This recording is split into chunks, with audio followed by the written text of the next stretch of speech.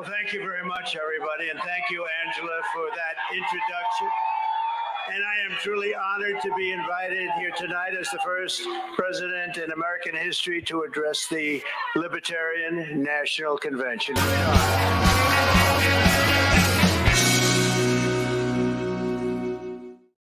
Hey, everybody, and welcome back to Speechless. I'm your host, Kev Ferris, 23-year-old conservative activist, host of Speechless, the radio show, and the podcast right here on YouTube. Here for our Sunday special. Everybody, thank you so much for tuning in. And don't forget, before we get to all the good stuff, everything we're going to talk about tonight, like Donald Trump addressing the Libertarian National Convention, RFK Jr. addressing the Libertarian National Convention, Nicki Minaj getting arrested, Josh Bender hopefully joining the show to talk about some fun things. Stay tuned for that and so much more. Make sure that you guys, to not miss a minute of any of it, that you like this video, no matter where you're watching from. If you're on Twitter right now, X, whatever you call it, like the video. If you're on YouTube, hit that thumbs up, comment what you think, be involved in the show. That's what this is all about. And I want you guys to be involved in so many different ways. So make sure you're involved by commenting, subscribe to the channel, follow me everywhere at Speechless Kev, follow at Breakaway USA, which is the overall podcasting org I'm a part of, and reshare this. Share this with your friends. Share it with your friends that love Donald Trump, hate Donald Trump, love me, hate me. Who cares? Get this to as many people as possible, because we're going to cover news here in a way that the lamestream media doesn't want you to know. So buckle up, everybody. We're going to have a fun night tonight. We're going to talk about a lot of things. And if you're thinking to yourself, I think the camera actually does me pretty good justice this week. But if you think to yourself, hey, Kev, you look a little red this week, you're a racist. It's because I'm Irish and the sun has been out recently. So don't be racist. Seriously, I'm kidding. But let's get right on into it, everybody. As I mentioned, and as we saw in that very first video, former President Donald Trump urged the Libertarian Party members on Saturday to support his campaign in the 2024 election this November. During his remarks at the Libertarian Convention in Washington, D.C., which drew some boos from the audience, Trump said he was asking for a, quote, partnership to defeat Joe Biden, among other things. But let's take a look and a listen to this clip right here from Trump's speech after he was introduced and everything like that right here. First time in U.S. history that a presidential candidate of a rival party will address the convention of a party that is presumably gathering to nominate its own candidate. Now I think you should nominate me, or at least vote for me, and we should win together.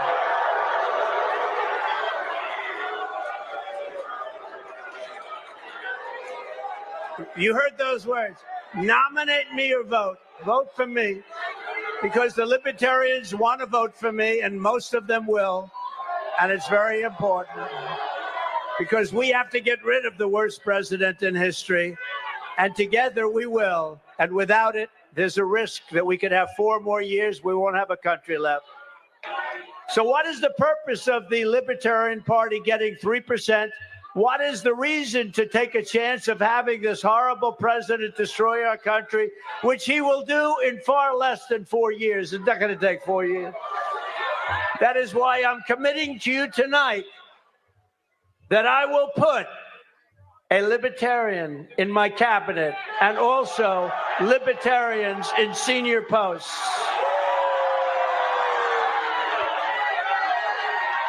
Pretty good. That's pretty big. Or you can keep going the way you have for the last long decades and get you 3%, then meet again, get another 3%. No, you want to make yourself winners. It's time to be winners. You have a lot of common sense. It's time to be a winner. Man, he gets to a lot in just that minute and a half-ish clip.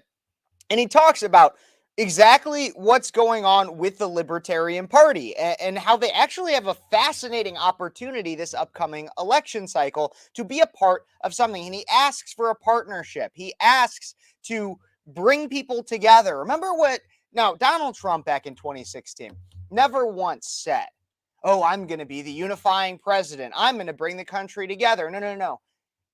His whole thing was build the wall and we're going to take back this country for the American people. That's what he was going to do.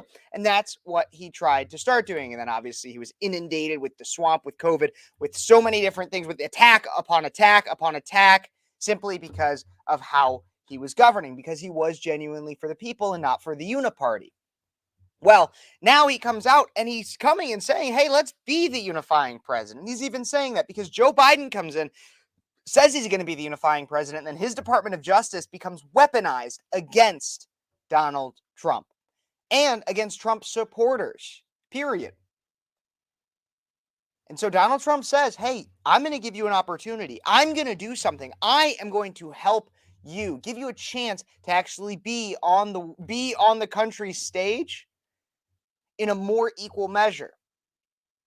But of course, many libertarians, to them, it's not actually about winning, gaining power, anything like that.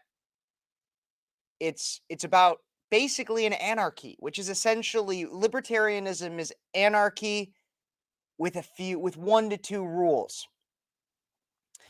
But they all disagree with each other and they all got problems. And that's why you see there's libertarians that are going back and forth on Trump. But the thing is that ultimately Donald Trump, while facing heat from some people that are allegedly paid actors in the audience, he ended up winning a lot of the hearts of the Libertarian Convention after vowing to commute Ross Ulbricht's prison sentence. And if you don't know who Ross Ulbricht is, well, Ross Ulbricht is serving life imprisonment for creating and operating the darknet market website Silk Road from 2011 until his arrest in 2013. Basically is condemned to die in prison because he operated this site. But this is Donald Trump announcing his commutation. And listen to the crowd when he announces his commutation of Ross Ulbricht's sentence. Here's that. On day one, I will commute the sentence of Ross Ulbricht to a sentence of time served.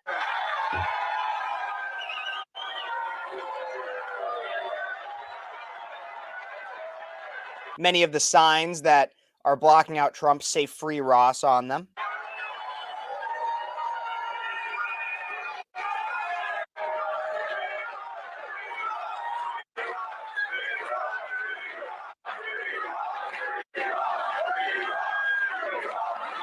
He's already served 11 years. We're going to get him home. On day one. So he gets a lot of people. He starts even getting people to scream, Free Ross, Free Ross, Free Ross. And he gets people onto his side in many ways for saying things such as this, for making relatively reasonable promises to the crowd. Now, there's a lot of people before this speech, they had a lot of speculation. There was people, including people like Laura Loomer and others, that were saying Trump was being ambushed. Trump had a lot of people, and they were about to ambush him. They were about to, they were going to just boo him, make him look like a fool, blah, blah, blah, blah, blah. But if you know Donald Trump, he wasn't going to let that happen. He wasn't going to let that happen. Trump spoke for about 33 minutes, one of his shortest speeches I've ever heard of.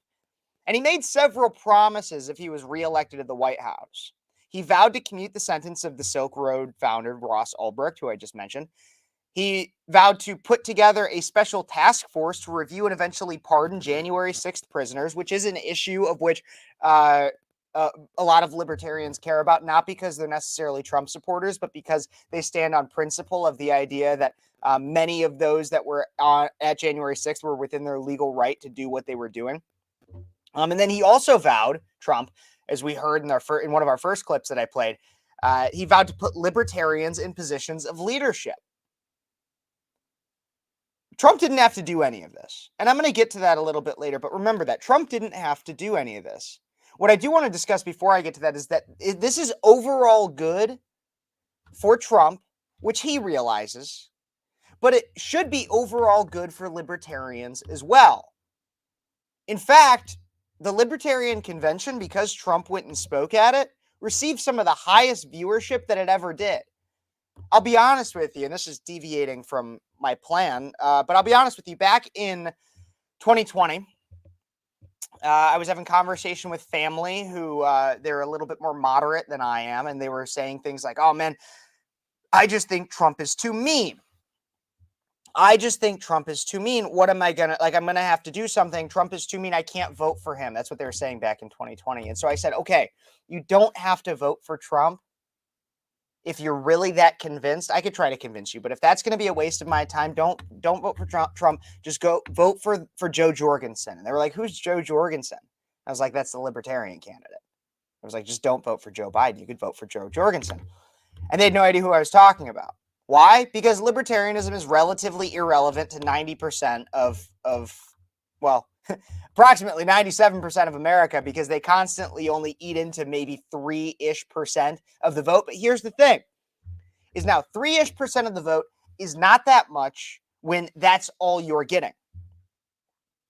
But 3% of the vote is a lot when the margin of error on polls is 2 to 3%, and the difference between you and your opponent is 2 to 3%. And that's exactly what happens with the two major parties so often, is that the difference in your win is 2 to 3%, can be very often. And so what Trump is doing here is he's like, man, there's all these people out here who are just as unsatisfied. I was extended an invitation to go talk to these libertarians. I'm going to have a conversation with them, and I'm probably not going to win all of them. He knew he was going to be met with adversaries in the audience, but I'm going to go in there and I'm going to make my best case, and maybe I'll flip one or two. And from different tweets and social media that I've been seeing, there are some who went into the Libertarian Convention with less than favorable opinions of Trump and left with more than favorable opinions of Trump. And that was exactly what he needed to do. And again, this was also good for libertarians.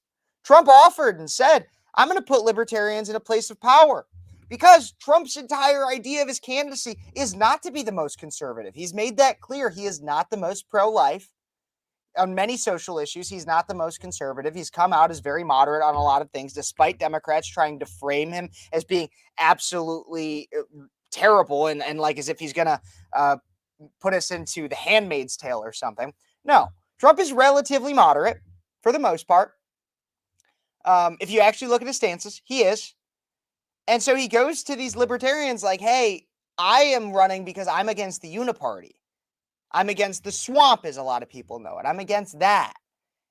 And if you are too, then you should be against Joe Biden, and you should join me, because if you join me as Trump, as the candidate against the uniparty, you should nominate me, Trump, which is exactly what he asked for, and vote for me, because that's a win for everybody. And that's how it can be a win for libertarians. However, libertarians seem to have this thing where many of them aren't even necessarily about principle.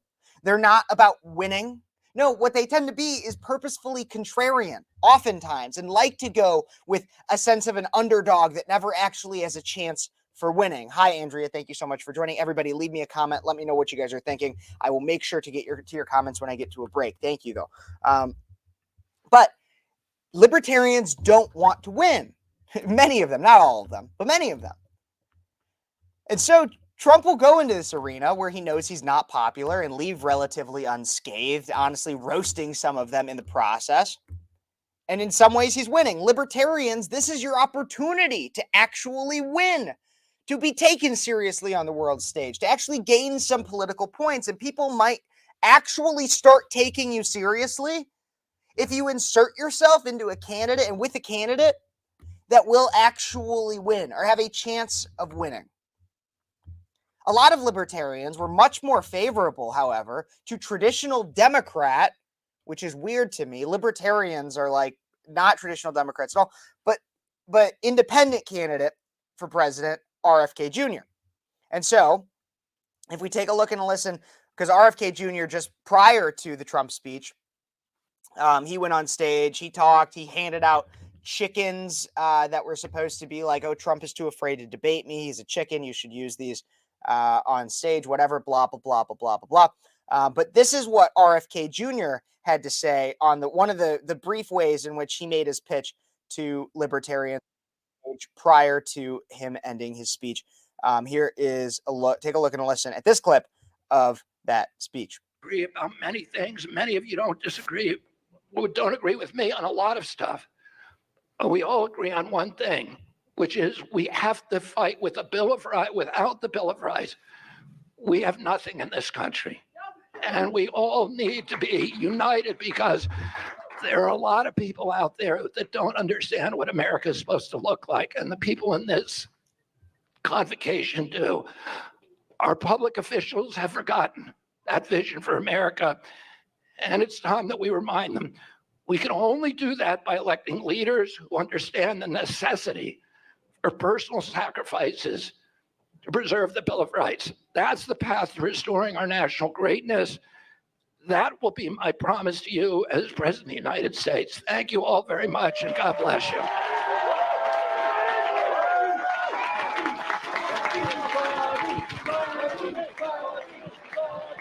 So a lot of cheers there, which is really weird because if you consider the ideas that Kennedy has, many of them include more government overreach, and the staple of libertarianism is very much so like keep the government away from me as much as possible. And Kennedy, while he will pander, and that's the thing that he did. That's what Kennedy did when he promises things such as because he discussed Ross Ulbricht. He discussed Julian Assange. He talked about the vaccines. He went after Trump hard about COVID policy, which are valid criticisms. But what he was doing wasn't actually making any kind of policy promises. It wasn't actually setting up a platform that he firmly believes in. No, not JFK.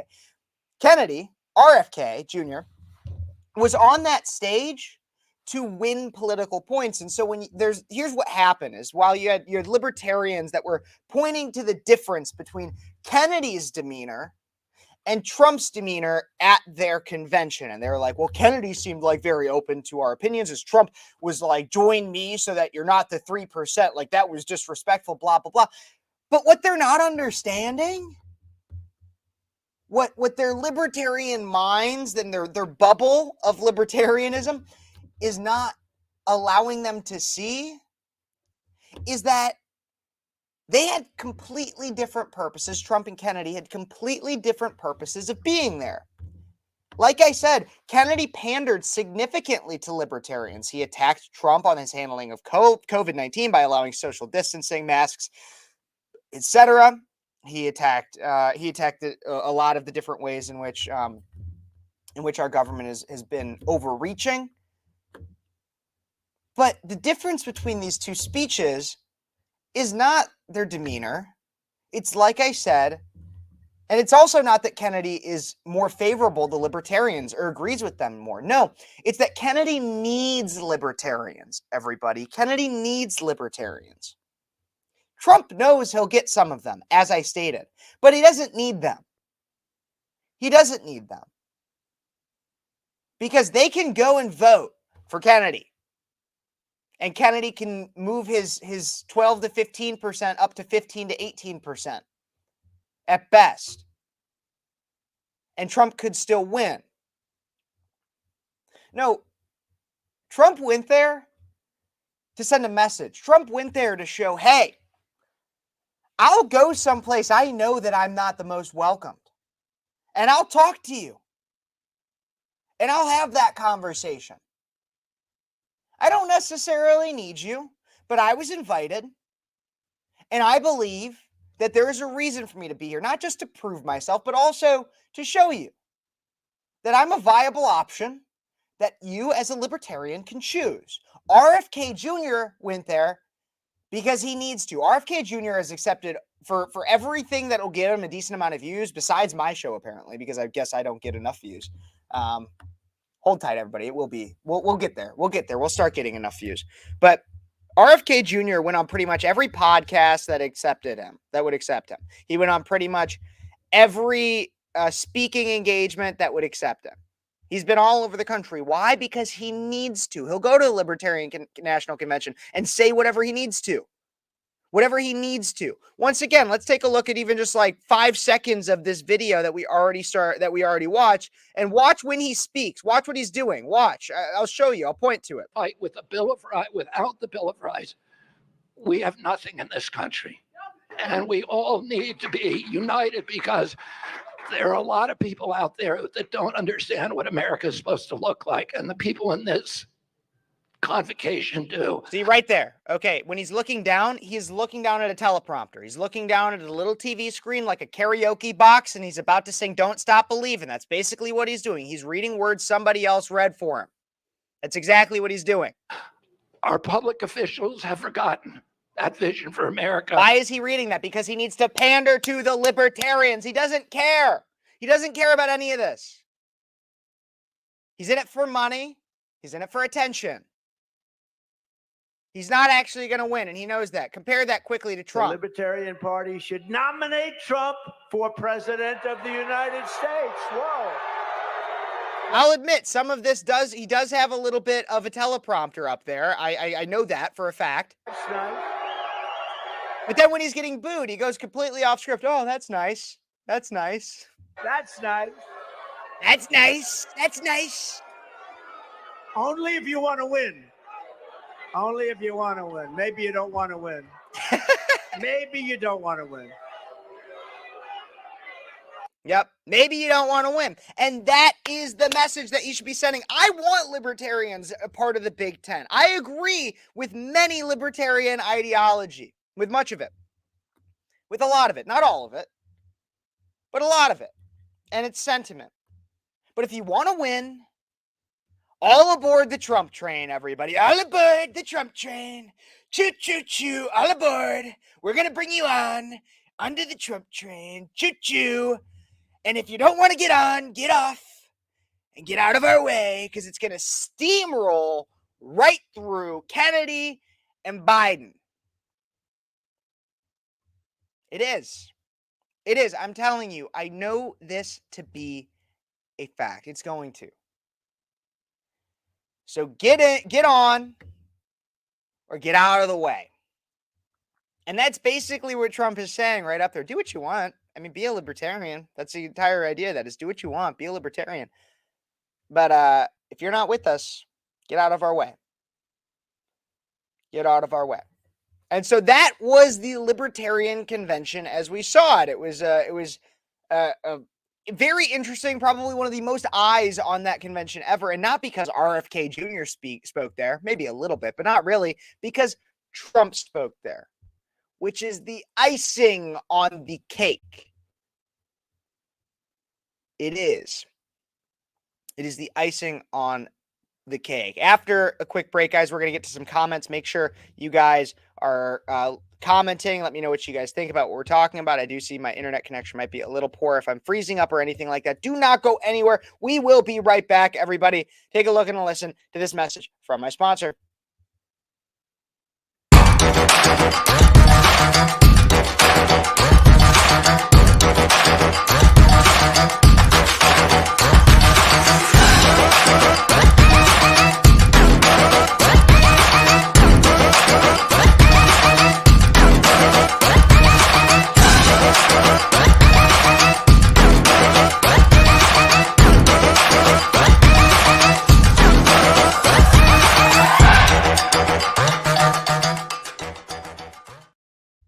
Of course, that's Freedom 2.0. The not gay water. No fluoride in this water, so it's not going to make you gay. It's pretty awesome. We got Freedom 2.0 here. Everybody go check out Freedom 2.0 on their website. Use code USA at checkout. It's code breakaway at checkout. I always mix that up. Tune in on Mondays and Monday through Friday, pretty much, guys, on Breakaway USA or even my channel. And we'll have a better explanation. But go freedom20.com/USA. Drink this water or move to Canada. That's the challenge I have for all you guys. Drink this water or move to Canada. We're gonna. I do want to check out Sup Nerds. We got that from Demon Goral. Thanks for joining, everybody. If you are watching, leave a comment. Let me know what you're thinking, what's going on, how you're doing, all that fun stuff. Andrea watched Kennedy on Tim Pool, I believe is what she meant, not Tim Pooh. It was super hard to listen to. Feel bad for his voice. Oh, well, I do feel bad for his voice. That's one thing, and I've talked about it on this show before, is that unfortunately, Kennedy seems to have some level of a speech. But I don't really know what's wrong with it. Maybe it has something to do with that worm that was eating his brain. I don't know, but But it's crazy. I mean, it's just not a very good speaker. I applaud Trump for doing that. Absolutely. Absolutely. And Jorgensen was an absolute disaster. We are supposed to be having Josh Bender join soon, but maybe not quite yet, which means that I will get set up. I was expecting to be ready for that segment, but it's all good. We can play a little bit. Kennedy has a disease, so does his sister. Interesting. It makes you wonder how far removed of family their parents could have been. I don't know. I don't know. What do you guys think? Do you guys think that they're in some way maybe related? I don't know. I don't know. I hope that my screen and everything is doing just fine. I am. Give me one moment, everybody, because I want to make sure that my Wi-Fi and everything is good. Let's hope Josh gets in here soon. Maybe we just call him. Do you think? In the comments, let me know if I should just call Josh live on air to get him on, because he was supposed to come at 5:30 Central Standard Time. But I do have another story I'll start getting queued up here to make sure that we can keep going, because I don't know if you guys heard, but Robert De Niro did quite a fascinating thing for Joe Biden. It's really sad to see the fall of Robert De Niro. But let me get all that pulled up here real quick so that we can get to that story. This is what happens when I do not have a producer or anything. I just fly by the seat of my pants sometimes. I keep freezing up. Oh, well, that's wonderful. Great to know. Thank you very much. Can you hear me? Is my audio okay? Please let me know if my audio is at least okay. I hope that is there.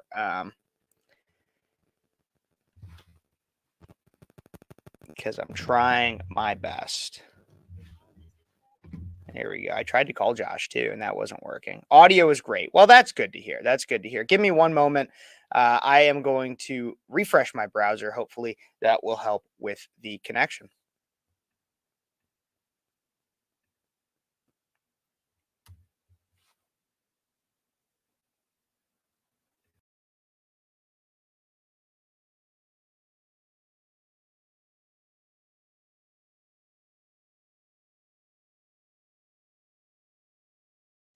So sorry for the interruption, everybody. Thank you for everybody who stuck with me. I really do appreciate it. I hope that maybe my connection is a little bit better.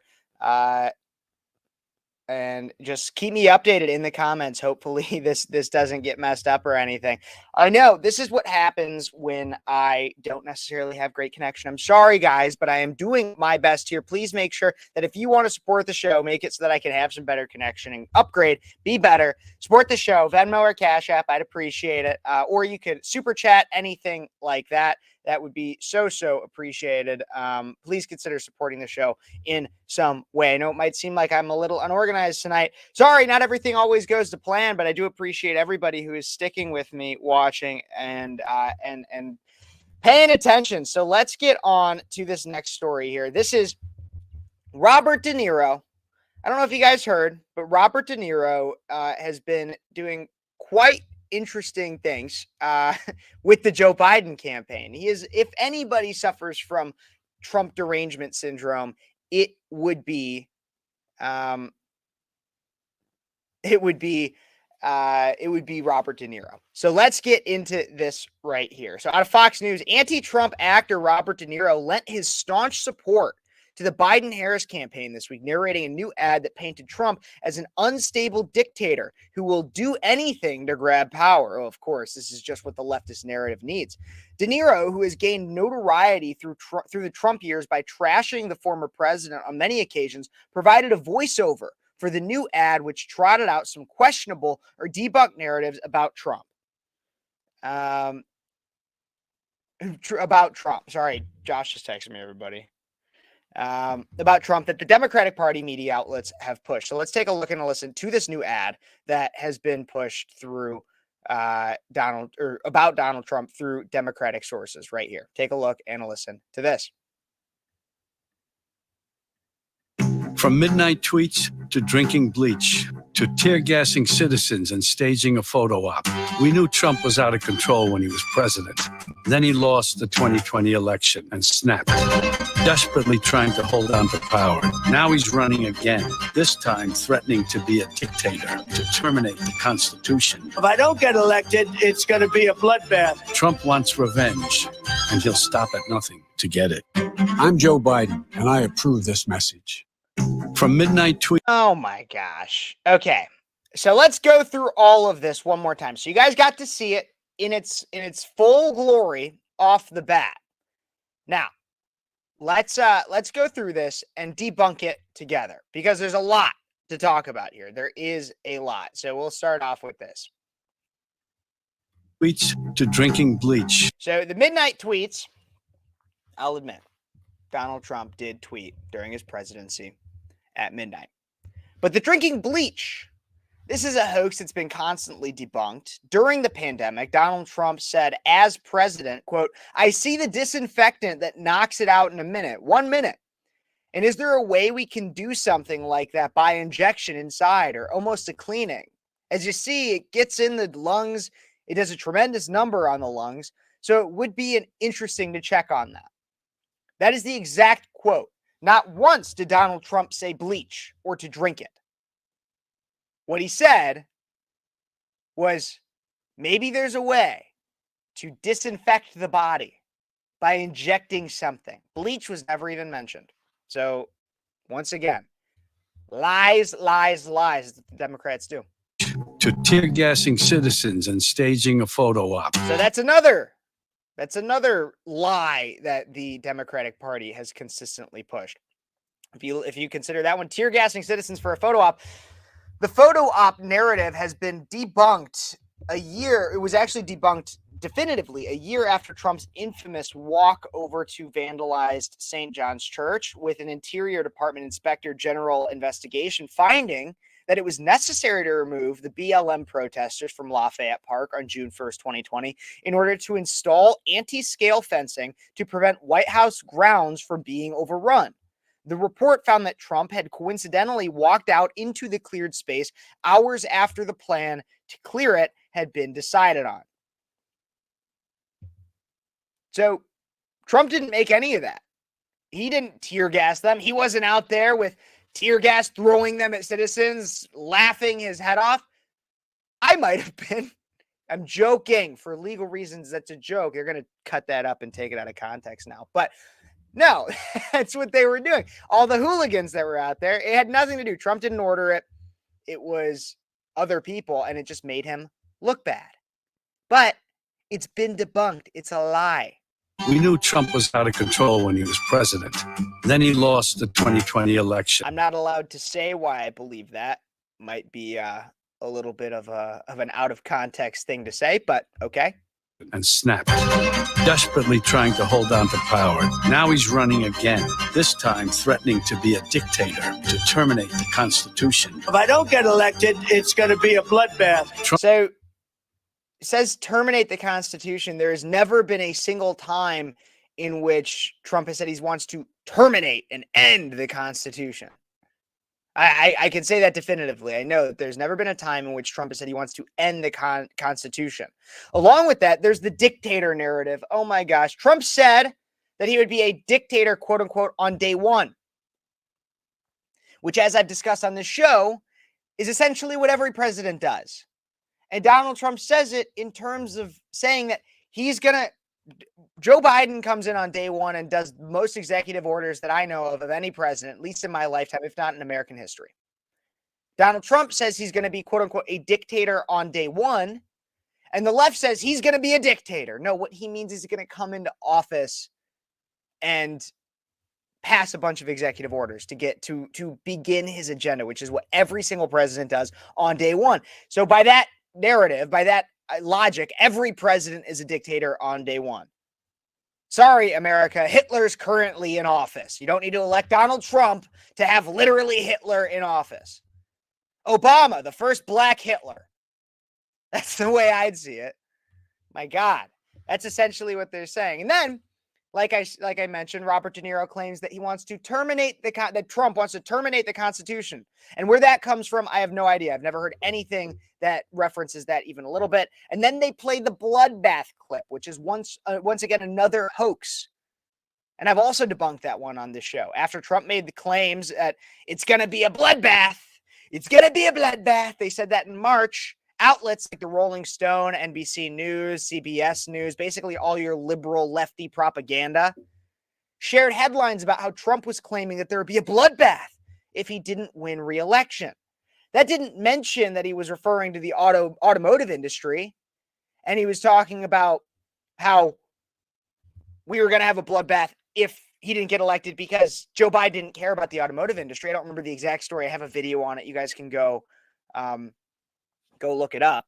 But if you can go find my video on it. I don't remember everything. I'm sorry. My mental capacity is only as good as a human's can be. But then you even further that with even a Trump campaign spokesperson contradicted the framing and told NBC News Biden's policies will create an economic bloodbath for the auto industry and auto workers. That's what he's trying to say. That's what Trump was trying to say the whole time.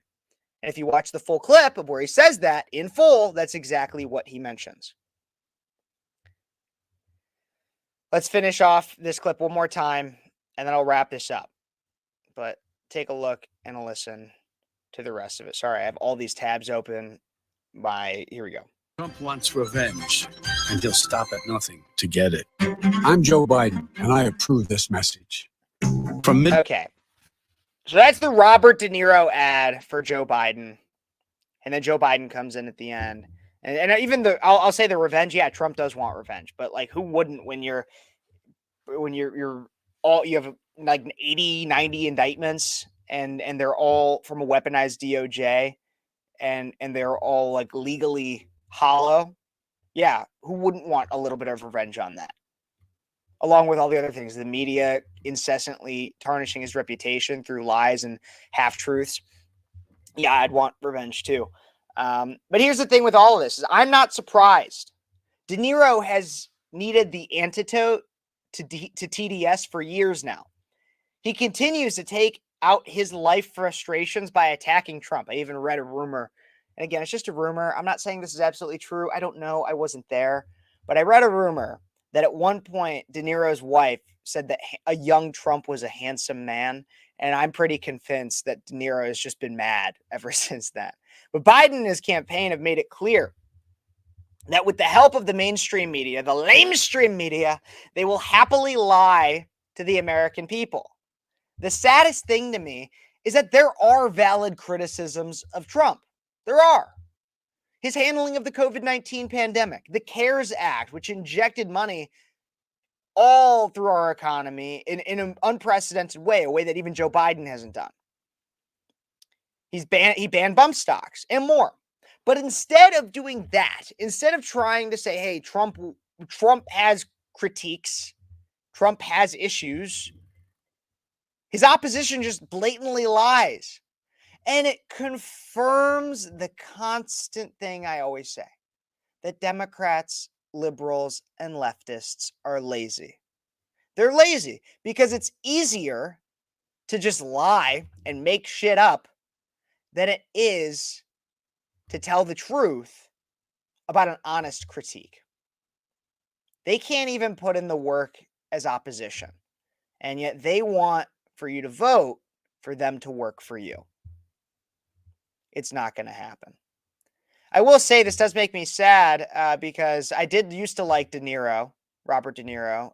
Well, not even necessarily. I've always liked De Niro in older movies. I will say I did always like him in older movies.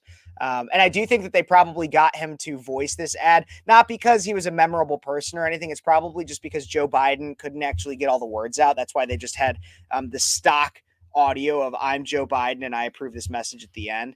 Which probably took like 10 takes anyways to get him to say. But I did always like De Niro in older movies, and that's why I did want to bring up this story real quick about how AMC slapped Goodfellas. So you know De Niro, like I just showed you, the traditionally liberal guy. AMC theaters, of which I own stock in because because it's going to go to the moon. And I follow Roaring Kitty. But AMC slaps Goodfellas with a trigger warning for offensive content that includes cultural stereotypes. This is a real thing. AMC Networks had added a trigger warning to the classic mob movie Goodfellas, which is a phenomenal movie, rankling those who were in the film and wise guys alike.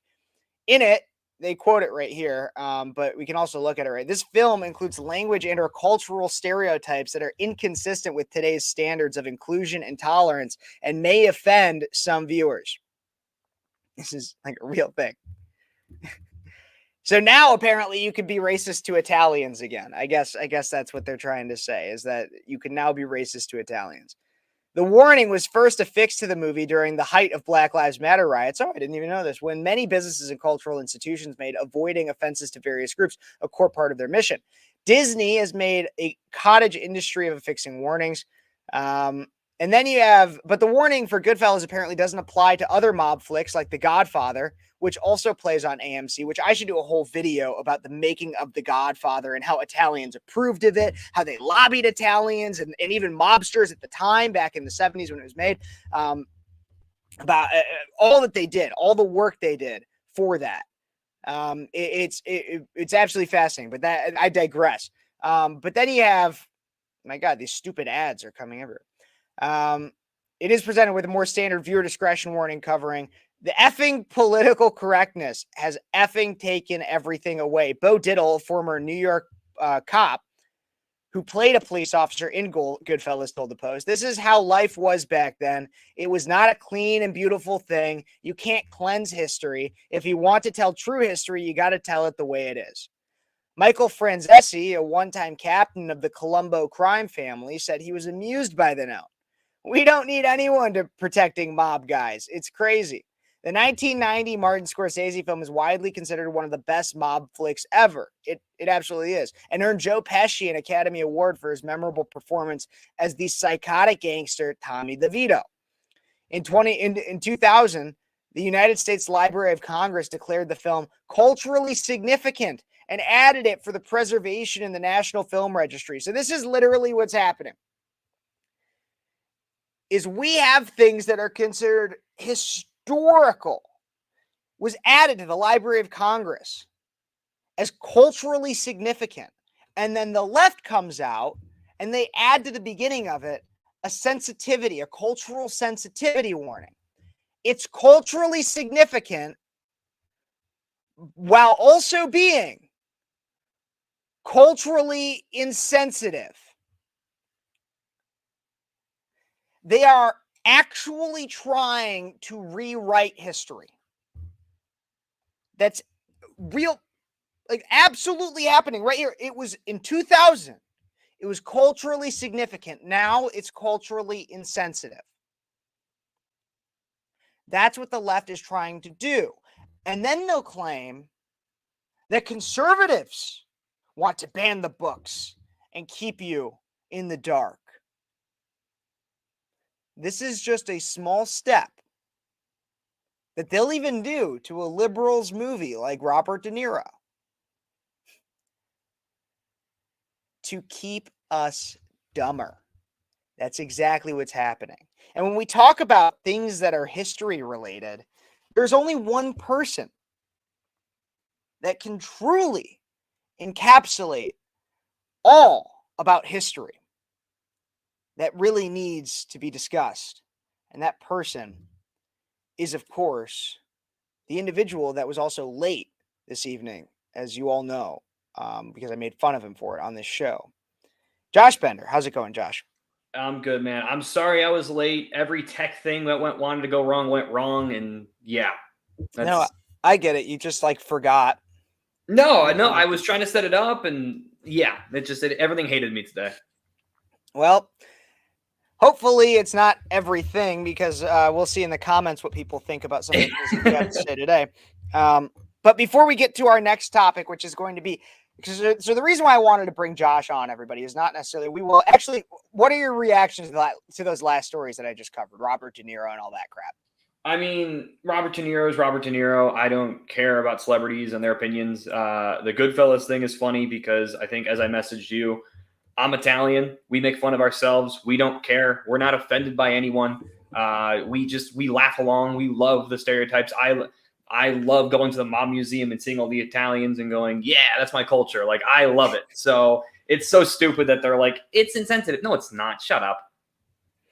Oh my gosh. Yeah, no, I've loved mob movies. There might be a little Italian in me somewhere. I'm mainly Irish, but I just have always loved mob movies. But the main thing I wanted to ask you about when it comes to that though is, so it's one thing for a celebrity, an irrelevant celebrity, to state an irrelevant political opinion, but the Joe Biden campaign like brought on Robert De Niro to voice this ad, which is a little bit different to me because it's not just him voicing his opinion, period. It's him actually being, I'd assume, paid by the Joe Biden campaign to make this ad. Their thoughts on that, on that whole idea?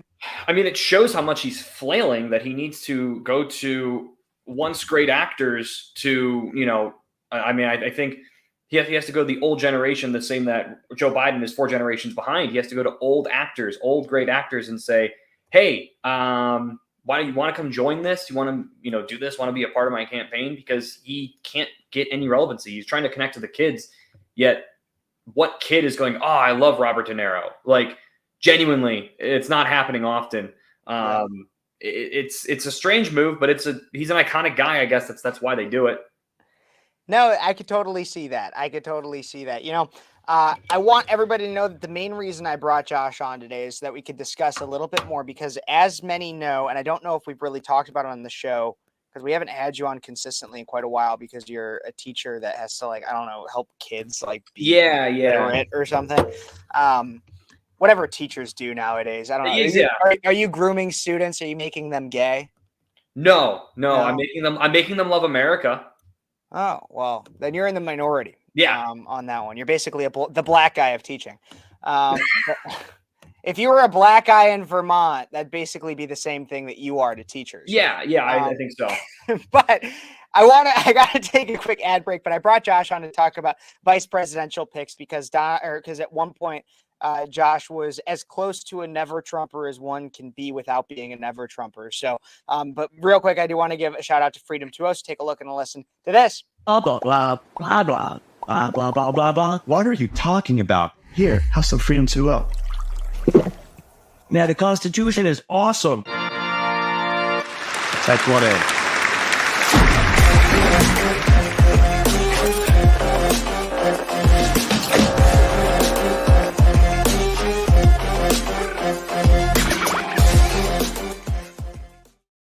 Freedom 2O is a little cheesy. Like, I'll admit, it is. But what they are doing is they're connecting content creators, even small ones like me that are relatively insignificant, into a larger group of people and bringing people in so that they can sell some not gay water to some not gay people. So, I don't know, maybe you're gay and you like Freedom 2O. That's fine too. But it doesn't have fluoride in it. So you're not going to become more gay from drinking it. Just like the frogs. Exactly. That's what we always. That's like the thing that we always say about it is it doesn't makes the frogs gay. Fluoride makes frogs gay, but no, fluoride makes the freaking frogs gay. But we're not making the frogs gay. I'm a little bit retarded, but anyways. Your face got real red there. You racist shit. That's just because I'm Irish. No, but I wanted to talk to Josh a little bit more about the vice presidential picks for Donald J. Trump. I want to talk. First, before we even get to those, Josh, you were a former DeSantis supporter, still are a DeSantis supporter, but like in terms of 2024, obviously DeSantis is no longer in. The presumptive nominee for president for the Republican Party is Donald J. Trump. You seem to go through a grief cycle throughout when DeSantis decided that he was no longer running to now, where you seem at least somewhat supportive of Trump. Walk me through that. So, I mean, I still don't think he's a good choice. I don't think he's the best choice. But I think he's the choice we have, and he's a better choice than Biden. And that's really what it comes down to. I mean, I think there was a lot of – I had a lot behind DeSantis. I still do. I still support the guy. I still sport my shirt every so often just because, well, I have it. Might as well. Is that what you're wearing right now? No, I'm wearing a Let's Go Brandon. Oh, okay. Much better. I mean, I still don't necessarily like the guy. I don't think he's, like I said, the best choice for the job. He is the choice we have. I do think, and I'm just looking at my bills, looking at cost of living. As you said, I'm a teacher. The joke is we get paid $10 every 4 years. I mean, and so when you're living off $10 every 4 years, you need to make it count. And it's getting so expensive. I mean, I went and grabbed a couple things from the store today. It was over $100. It's ridiculous. And so I do know he had a good economy. I know he had another thing is backing Israel. He backs Israel better than Biden for damn sure. Why is it important? Why is it important to you? Israel? Why is it important to you? So you said you brought up two things when it comes to Trump over Biden. Your first one was cost, which I think 99% of Americans, that would be one of the first things that comes up on their mind is the economy, period. But then the second thing you bring up, it's just interesting to me that that's the second thing you bring up is Israel versus Palestine. Why is that important to you? I just think bowing down to terrorists the way that Biden's doing, bowing down to Hamas and kind of throwing an ally of ours to the wolves. How is Biden? No, I'm not going to say that Biden has. I just want to ask, how has Biden bowed down to terrorists? I mean, I think when he's telling Israel, don't go into Rafah and finish off the coward savages that brutalized thousands of people. Don't finish them off.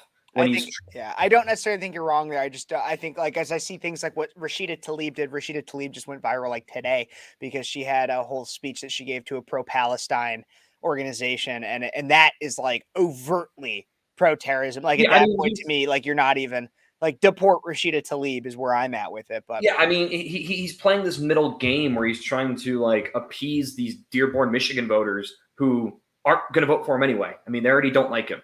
It's just ridiculous throwing an ally of ours to the wolves.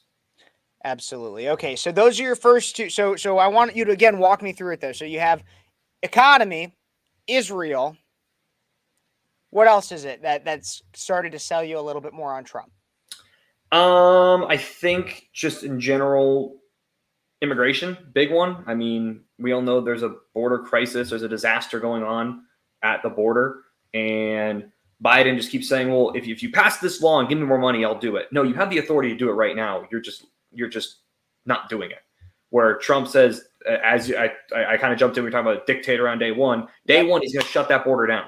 And he's going to say, nope, we're going to fix this problem. Then we can reopen it. He's willing to actually handle that issue. And he doesn't care what people call him. He's going to do it. And I mean, that's one thing I've always respected about the guy. He's always been willing just to do it. Absolutely. I want to know, okay, so you supported DeSantis. Now you're more on to Trump.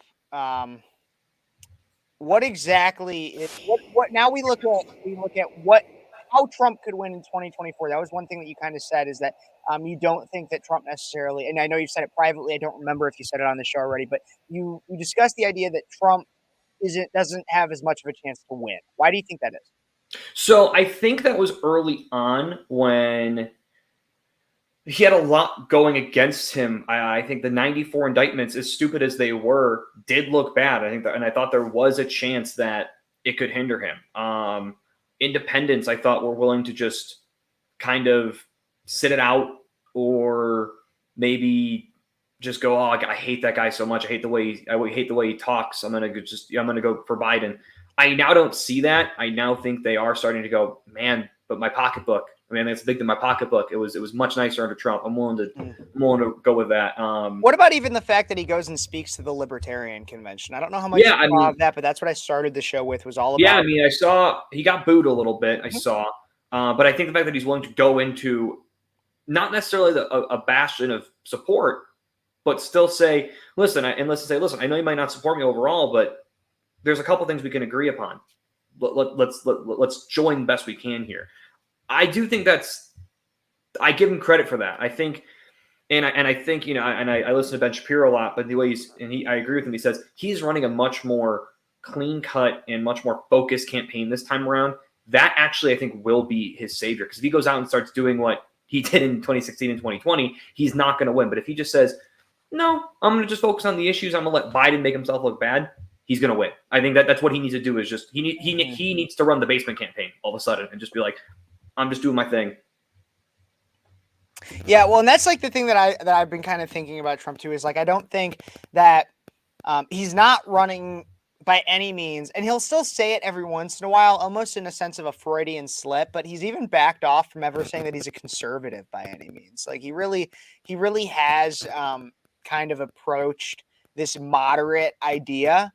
And not even just moderate, and this is what I think the libertarian attending that did so much for him, which is what I just talked about in the show, is that he'll come out to the libertarians and he doesn't come out and beg for their support. He doesn't pander to them by saying just everything, like he's promising them and everything under the sun, but he does come out and say, look, I heard you guys have been talking about this dark web guy for Ross Ulbricht, and I'll pardon him. He seems like from everything I've seen, his sentence seems to be not pardon. He wants to commute the sentence, which is a difference. But I'm going to commute the sentence because I think that he was given, it was unfair. And then he even says, he's like, I'm against the uniparty. So yeah, let's get some libertarians into places of power and appoint some libertarians some places. Like, for any libertarian to boo him, you don't have to support him, but I think it's idiotic to boo him because this is the first time that a major party candidate has actually given libertarians any time of day. Yeah. I mean, I give him massive credit for that. And yeah, I mean, I think that, and I agree. He's not running as I'm this super conservative. He's running as I'm a Republican. Yeah, I identify as Republican, but there's some issues that I'm up in the air about. It's like, okay. I mean, he's running a smarter campaign overall. No, smarter, maybe. Yes. I think he's a more reined in campaign. More reined in, more controlled, I would say. Yes. And in some way more focused as well.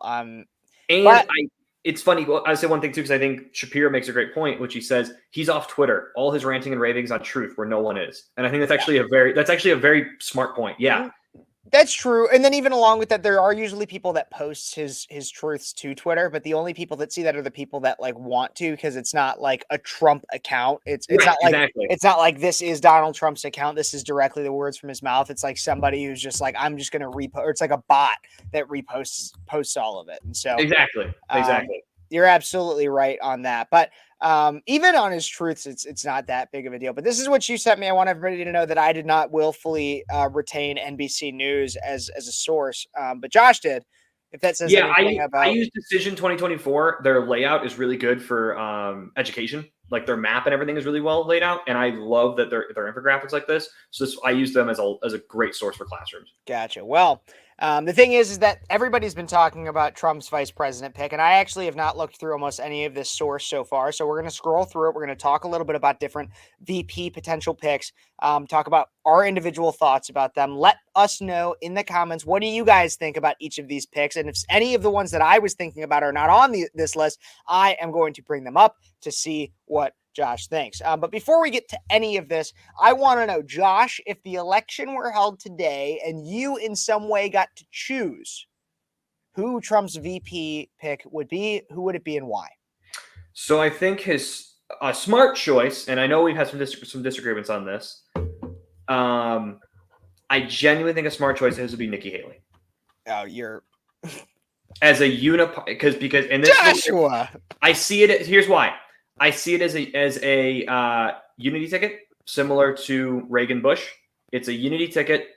They are coming together and saying we're getting all bastions of the party in. We're getting those independents in. I think she'd be a decent selling point. She is the uniparty, though. She is representative of the uniparty. Kev, I think Trump's the uniparty as well. We've talked about this in depth. I still don't think you can think that, but it would be so it would be if he came out and said Nikki Haley would be my VP, and he says that after going to the Libertarian Convention. Like what? The Libertarians boo the man who is the only president in our in the last 100 years that hasn't started or continued a war.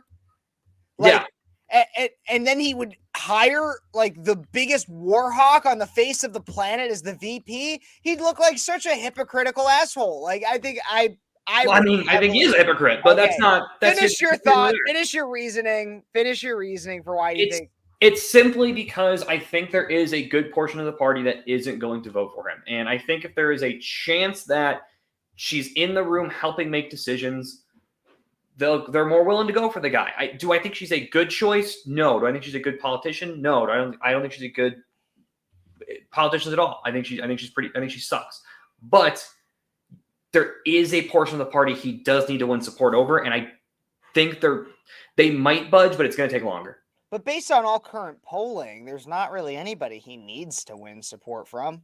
Suburban moms is a big one still. Once again, no. When I say based on all current polling, he is winning pretty much every single verifiable poll, or at least enough to dominate in 2024 within the margin of error as well. Most, I think a couple. He's dead heat in a couple of the swing states. I think Michigan. Yeah, but overall, he gets 270 in the majority of poll. Vast majority. Yeah, I know he's winning. He's winning here in Nevada by like 7 points, which is massive. So at that point, why would he need Nikki Haley to win over? I mean, again, it was a thought I had. So that's but that's what you think is the best. I also want to, because I want to get to the actual like topic within this article too. But what would your like ideal pick? You're going in to vote and you're like, this is the person I would love, because you weren't a Trump fan. Who would be your ideal pick? Doesn't even have to be anybody that's on this list. Yeah. I mean, I think my ideal, of course, would be Ron DeSantis, getting him in there, because then he is the kind of heir to the throne. I hate to say that in that way, but he's then proven himself in a new capacity. He's proven that he can do it. When Trump has to step down in 4 years, because obviously he's term limited, there's the natural progression. Again, Reagan, Bush, went from Ronald Reagan to George Bush very quickly. I think that's just the natural progression of it. Yeah, I don't disagree with that one. I think that's a better option. But the Nikki Haley one is just, to me. It was one I thought about. Who could be Trump's vice president? Donald Trump needs to choose a 2024 running mate. Here are key contenders vying for the spot on the ticket. I could read through all this, but it's not important enough to me. So we'll go through these. Doug Burgum is the first one. That's the guy that I would always say, who the hell is this guy? He's when he was on stage on the debates, I ended up actually kind of liking him. Josh, your thoughts? I like Doug. I think he's a nice guy. He seems like a pretty driven dude. I think his biggest downfall is no one knows him, and I truly think that. I think he'd be great on the cabinet. I think he's a good Department of Agriculture would be fantastic for him, because he is a farmer. He's on farmer estate. I think he knows a lot. Or I don't think he was a farmer, but he lives in a farmer state, and I think he knows farmers well. Yeah, I could see that. The argument for that's listed here is that he's independently wealthy, so he could pay off a lot of legal fees. Argument against is basically what you said, is that he doesn't really have nobody really knows who he is. And I really think the argument both for and against this man is that I think he does a lot of what Mike Pence did for Trump in 2016. Is he was relatively unknown, from a place where he was already kind of gonna win, but like could just kind of help him out in a few different areas, make him look a little bit more clean cut. Because like that's what Trump got Pence to really prove to evangelicals that he was worth it. Trump doesn't need to prove much to evangelicals anymore. They're kind of on his side no matter what he does anymore. So it's just interesting to me. I feel like that's what Doug Burgum kind of is just like a Mike Pence 2.0 to some extent. Then we got Tulsi Gabbard. This is an interesting one to me. I know you simp for her because you think she's hot. She is hot. It's true. Destiny, we'll talk about that later. I got to meet her. She was very sweet. You met Tulsi? Okay, tell me about that experience. Then yeah, tell me what you think about her as a VP pick. So, I mean, her and Laxalt, when Adam Laxalt was running for Senate last year, 2 years ago, she spoke before, and really great speaker. She's really fun to talk or to listen to. I think of Democrats, she's obviously an independent. I don't hate her. I don't. I mean, I think some of her politics, I go, maybe not. Like I know one thing she was universal basic income. I didn't like that. But I think she's come around on a lot of issues as well, and starting to maybe. I think that's why she left the Democrat Party, because she realized that some of these issues that she once held near and dear, she doesn't necessarily believe anymore, and I think that's a good thing. Pretty anti-Second Amendment as well. I think even then she's come around to that. Well, I think the thing that's interesting though is the reason why I come back and forth on, well, not I don't really go back and forth on it. The reason why I'm currently against Tulsi Gabbard is because while she's left the Democrat Party and while she has started speaking at and for certain conservative movements and such and different politicians, blah, blah, blah, I really don't know where she actually stands on things. And that's my big issue. The stances that I have confirmed are the ones from her 2020 platform, which is when she was running as a Democrat, albeit a moderate Democrat, but she was running as a Democrat. And so the way I see it is she's a climate change guru. She loves to hate the Second Amendment. She's pretty laissez-faire when it comes to abortion, like the way an LGBTQ crap, like, so the way I see it is all I have that's verified for her is her Democrat 2020 platform. So I don't trust her. I still don't trust her, and I think there's better options. That's the way I see it. But let's get on to that. So the argument for here, former Democrat Gabbard could be an effective messenger for disenchanted Democrats. I don't necessarily disagree with that. And then but years down the line, Democrat voting against Trump in Congress. Yeah, it's pretty normal. And then we got Vivek Ramaswamy, businessman.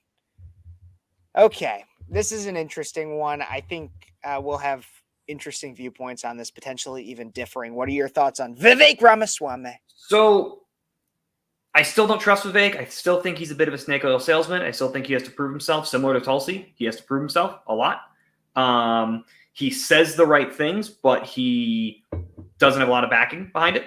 I think that is a negative that's going to hurt him a lot. That being said, I think he should be on the cabinet? I know he's been thrown around for Secretary of Homeland Security. Great position for him. I think it's a fantastic position for him, actually. I think because I think he could do really good with that or even like commerce. But I think Homeland Security would be fantastic for him. I think he still has to prove himself to a lot of those people who don't just look at what someone says, but look at what they do and go, he has some time. He still has some work. Yeah, I think the main thing I'd want to, because I like Vivek and I liked a lot of the things he says. I like the way he speaks. I think my biggest thing for him is that he is not a Christian. And like when I say that, what I mean is that he will oftentimes, if you listen to a lot of his speeches, especially when he was running for president, he'll say things that sound like they're Christian-esque, not necessarily like flat out being like, oh my God, Christ is king or anything like that, but saying things that are like, we need to love thy neighbor. Like he'll make like little, like love thy neighbor as you love thyself. Like he'll say little things like that but he himself, I believe, is Islamic. No, he's Hindu. I'm sorry. I don't mean to insult him by calling him the worst religion that possibly exists, Islam. No, he's Hindu, which is like the only polytheistic religion that's still practiced, I believe, at a wide scale. And so Vivek is, but again, he'll pander-ish to Christians and never really reconcile the idea that, and I think there's been a few times where he's been asked about it and he kind of dodges the question. And I think that's something I don't like, is like, I believe in Judeo-Christian values. I believe that Judeo-Christianity is really what founded this country, especially Christianity. And while I don't necessarily believe in the idea of having a theocracy necessarily, I don't love that. Do I think it would solve a lot of problems? Sure. But that can be an argument for a different day. I don't necessarily believe in a theocracy, but I do want to know why you stand in a certain place and why a party that is usually very big on Judeo-Christianity should vote for a Hindu, or maybe even just educate people on what Hinduism actually is. Yeah. I feel like a lot of people don't actually know what it necessarily. I've done research into it. I know to a certain extent about the religion, but not everybody does. I teach it a little bit, so I know the basics of it. So yeah, so that would honestly be my reason against, is because I feel like it would be really hard, and not even because I have an issue with him being Hindu, necessarily, but because I think that it doesn't play well with the Republican Party, and I think the VP needs to be somebody who can come in 4 years, run and win easily, as if they are the presidential incumbent. So the argument for is he's wealthy. Of course, everybody thinks that Trump needs a lot more money. A source familiar with Ramaswamy's standing in vice presidential headhunt said in March that he's more likely to be under consideration for a cabinet position. So Josh cheated. Yeah. One thing I saw, it said that Ramaswamy can bring in the youth vote. It was actually interesting because when you looked at his support in Iowa, he actually did not have a lot of youth support.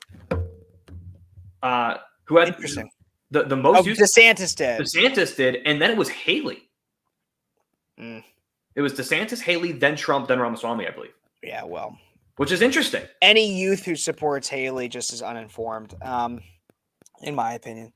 But then we get to Marco Rubio, the senator from Florida. Thoughts on Marco Rubio? I mean, I've never disliked Marco. I've never thought Marco Rubio is actually a bad guy. I thought he's been kind of fun. I think he hits that demographic because he's Cuban, obviously, and Cubans are largely conservative, and he does hit that demographic well. I mean, with being Cuban, I think one of his biggest downsides is going to be he's kind of quiet, and I remember him kind of being pounced on and stomped by Trump in 2016. And so I think that does cause some issues when looking at him. I don't necessarily think that makes him the best choice. But I don't dislike him. I also hate to play the politics game, but I do think he maybe needs a woman as a VP. I think Trump maybe needs a woman. You're muted. Sorry, my cat started coming in here and meowing at me. But that's really something. Bandit, everybody, by the way. If he comes back here, I'll pick him up and I'll show him to the screen. But Marco, you really think that Trump needs a woman? That's really what I think it would help him. I think it would help him massively. I hate to play the identity politics, but I think it would help him a bit. You sexist shit. I know. I think he needs a woman or a person of color. I think he needs one of the two. I hate to play the. Isn't Marco Rubio? I mean, Marco Rubio is Cuban, right? Yeah, so I mean, I think that helps, but a person of color. We'll get to that argument, but I got to see who else is on this. Marco Rubio, he wouldn't be my choice, and it would be. I think Marco Rubio would be one where I'm just like, oh, that's who he chose. Like, and it's not necessarily think that I think Marco Rubio is quiet. It's just that he doesn't do enough to make enough waves. Like, not that I think he should be out here and be like really, really angry or anything like that. Or like the next Trump, but he doesn't do like, he's just kind of there. Like, he's kind of like, he's just there. He's just like, he's just there. He's not a uniparty shill like Jeb Bush, but he gives off Jeb Bush vibes. I can see that. Yeah. That's how I kind of see that. Argument 4, he's been vetted, scrutinized for his own presidential campaign. Against, Rubio took flack from the right over his comprehensive immigration reform legislation. He could probably get stuff like that. Like, he's just not. Then we get to Tim Scott. I'm moving on from that one because that's boring. But Tim Scott, I think this is one we'll disagree on. What do you think about Tim Scott? I think he has the same problem as Marco, is he's quiet and he didn't have a lot of support. I mean, he was really not well supported. Okay, but he's a person of color. That's what you said that he needed. Person of color. I think that helps. He's from the South, but I mean, that doesn't really help him that much, but I think he's a person of color, which does help to an extent. But I think his problem was he didn't have a ton of support, and I think he was too quiet, and I think even independents were kind of like, who is this guy? Well, he's a great senator. I think he should just stick to being a senator. And I think he's getting married soon, so like focus on that, man. Is he really? He's 60. Yeah, he's almost 60 years old. He just got engaged, I believe. Oh, interesting. I didn't even know that.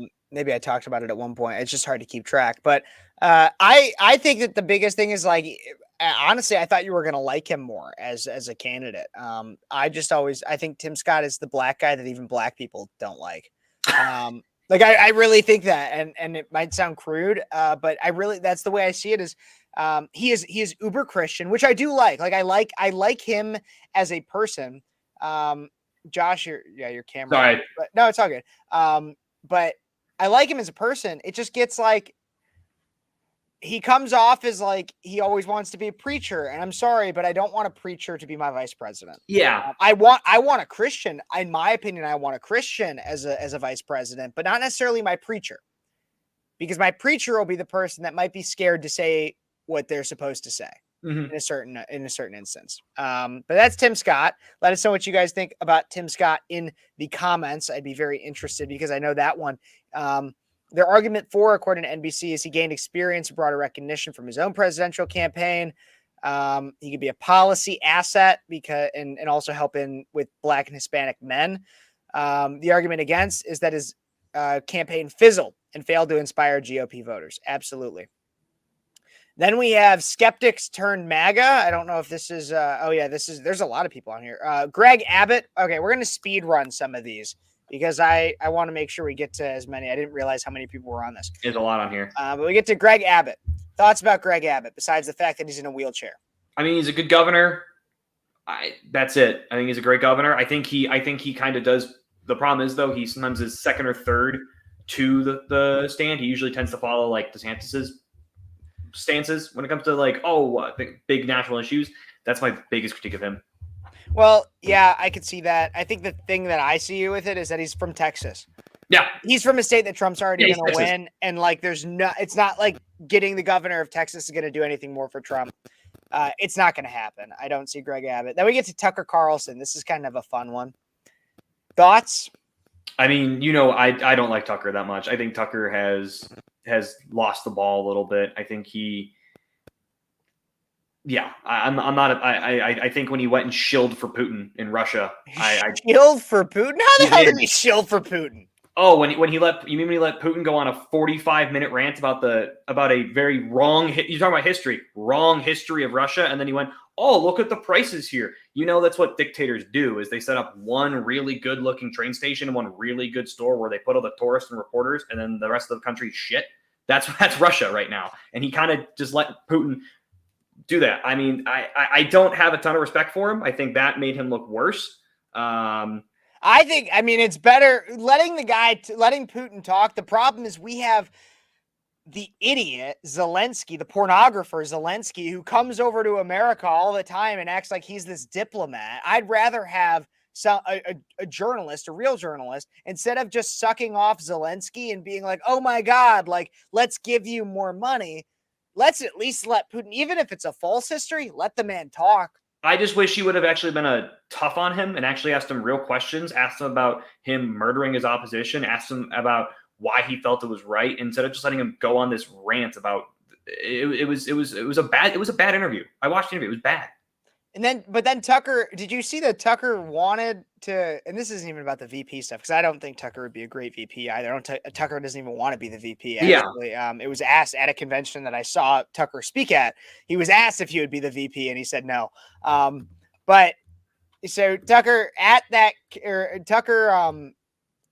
one point asked Zelensky if Zelensky would be open to an interview, and then all of a sudden Tucker ended up on a kill list. A kill list in Ukraine, that if Tucker was found in Ukraine, that he would be basically like assassinated. There was basically an assassin list.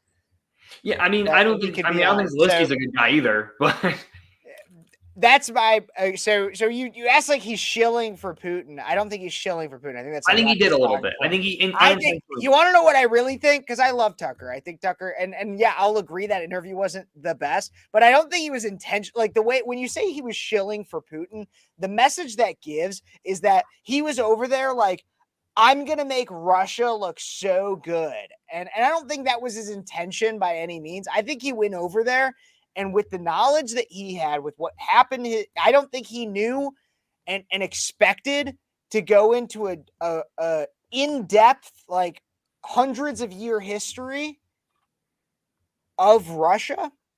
And so he didn't know how to press into something about the 1500s, because he thought that he was going to be going into an interview about the Russia-Ukraine conflict as it stems from like the last century-ish. And that kind of showed through the interview. Is like that's when he would push a little bit. But then again, like when he went to the McDonald's and went to the grocery store and was like, "Oh, look how low these prices are." Like, okay, you're falling propaganda, man. Maybe, but it's more than any other American journalist has done, and so I mean, yeah, but I don't know. I'm not a big fan of him. So, but anyways, I don't think he'll be the VP. No. And so it's honestly kind of a moot point. Then we get to Kristi Noem. Oh, this is kind of a fun one. Let's talk about Dog killer. Okay, what did you think about that? Because I had a lot that I said about that. Why would you write that? Why would you intentionally put that in your book? You know she didn't, right? It's not in the book? No. You know she didn't write that. Like pretty much every politician's autobiography or anything that they write when they're like trying to run for something bigger. None of them actually write that stuff. It's all for the most part, vast majority is ghostwriters. Well, sure, it's ghostwriting, but why would you talk about it in any way so that it could be given to a ghostwriter and written? I don't understand why she had to talk about that story. And then when pressed about it, she goes, "Oh, well, I would shoot Biden's dog." What the fuck are you talking about? Yeah, I would too. I mean, it was a bad dog. It was attacks humans. I understand that, but just it doesn't look good to kill puppies. See, the thing was like the thing that made me mad about it is I was like, because I didn't think, I will agree with you that she should have, even with a ghostwriter, she should have like looked at that and been like, oh, like this is probably not the best look. But I don't even think when it comes, that dog had killed chickens that belonged to somebody else. It had also had shown an aggression towards humans. Like by all available metrics, that dog had cause to be put down. Yeah. I'm not mad about her putting down the dog. I'm mad that she didn't write her own book, or even do the work enough to be like, hey, this could maybe look bad. And I also think too, like, yes, I understand what you're saying, and I look at it logically and go, yeah, it makes sense. But then to the normal American, they're just gonna go, oh my God, she killed a dog. What is wrong with her? They're not gonna think about the actual launch behind it. She also lied and said she met Kim Jong-un.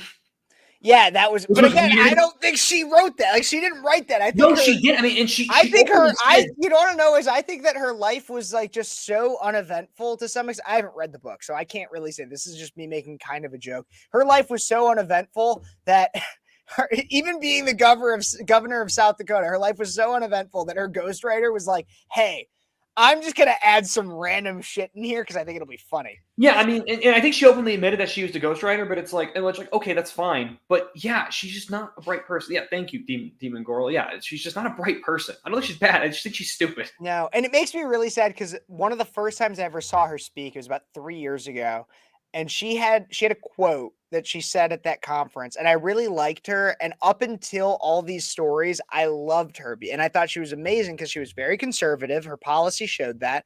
And then she also really won over the white suburban mom vote. Yeah. Based on just characteristics alone, but also the way she spoke. I will never forget the quote that she said at the conference that I saw her back in like 2021, I think it was. She said, people will never care how much you know until they know how much you care. Yeah. And I loved that quote. And yeah, maybe it was written by a ghostwriter or something, but she had said, people will never care how much you know until they know how much you care. And that really spoke with me because, as Josh knows, through college, I was never really the most sensitive individual. I would just kind of tell people what I thought, and if it hurt their feelings, I didn't really care because it was like, I don't really care about your feelings. But I liked that because I was like, I know a lot of politics, but I really do need to insult. Like I've thought about that quote a lot, and so it just makes me sad that. And we've talked about this, and this is why we worked well together because I was very feelings, and you were very facts, and it was we worked together well. And yeah, you're a pussy, and I'm not. I get it. Sure, but I think you're right in that. Like that sounds good. I also know that there was a story. I don't know how true it was, but it did come out that she was maybe having an affair and things like that too. Yeah, I heard about that. That wasn't great. There was there's a lot of drama around Kristi Noem. It's really sad. Because I did like her. Her image prior to all of that was great. Yeah, and so the argument for her, she brings executive experience as a governor. Proponent of South Dakota strict abortion restrictions. That's what they say the argument against is that she has strict abortion restrictions. Jeez. Yeah, because Trump. This is really what I think it is. She's been caught up in a series of bizarre negative stories of her own making. Yeah. That's really what I think is the biggest thing. All right, now we get to Elise Stefanik, House member from New York. What do you know? What do you think about Elise? So I don't know much about her, but I remember because I did read through this. Mm-hmm. Of everyone on this list, I thought she seemed like the best choice out of all of them. I think she's young. She's in Congress, so she's at least has a little bit in Congress. Yeah, she was advisor to Paul Ryan, worked with Mitt Romney. I understand that. Like, I get that. But then she did become the party. It says a successful Trump-backed bid, so she is Trump-backed. I think she's young. She's a young woman. I believe she's a mom. She's new, but she's still proven herself to an extent, and I think that can be a pretty good thing. Because I think people are looking at Trump's age to an extent too. We need someone younger as a VP. I mean, it's the same as Biden. They're looking at his age.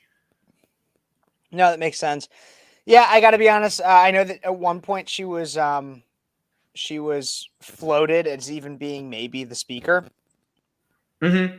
When there was all the like who is going to be it, because of all that stuff, which we don't need to get into that. But I really don't know that much about her, and I think that just speaks against her in the fact that I've heard her name. I've seen emails from the RNC that use her name in the subject line, and she's just relatively unknown. I don't think she gets New York. Donald Trump is originally from New York. If whatever part of New York she's from won't help Trump more than he already has.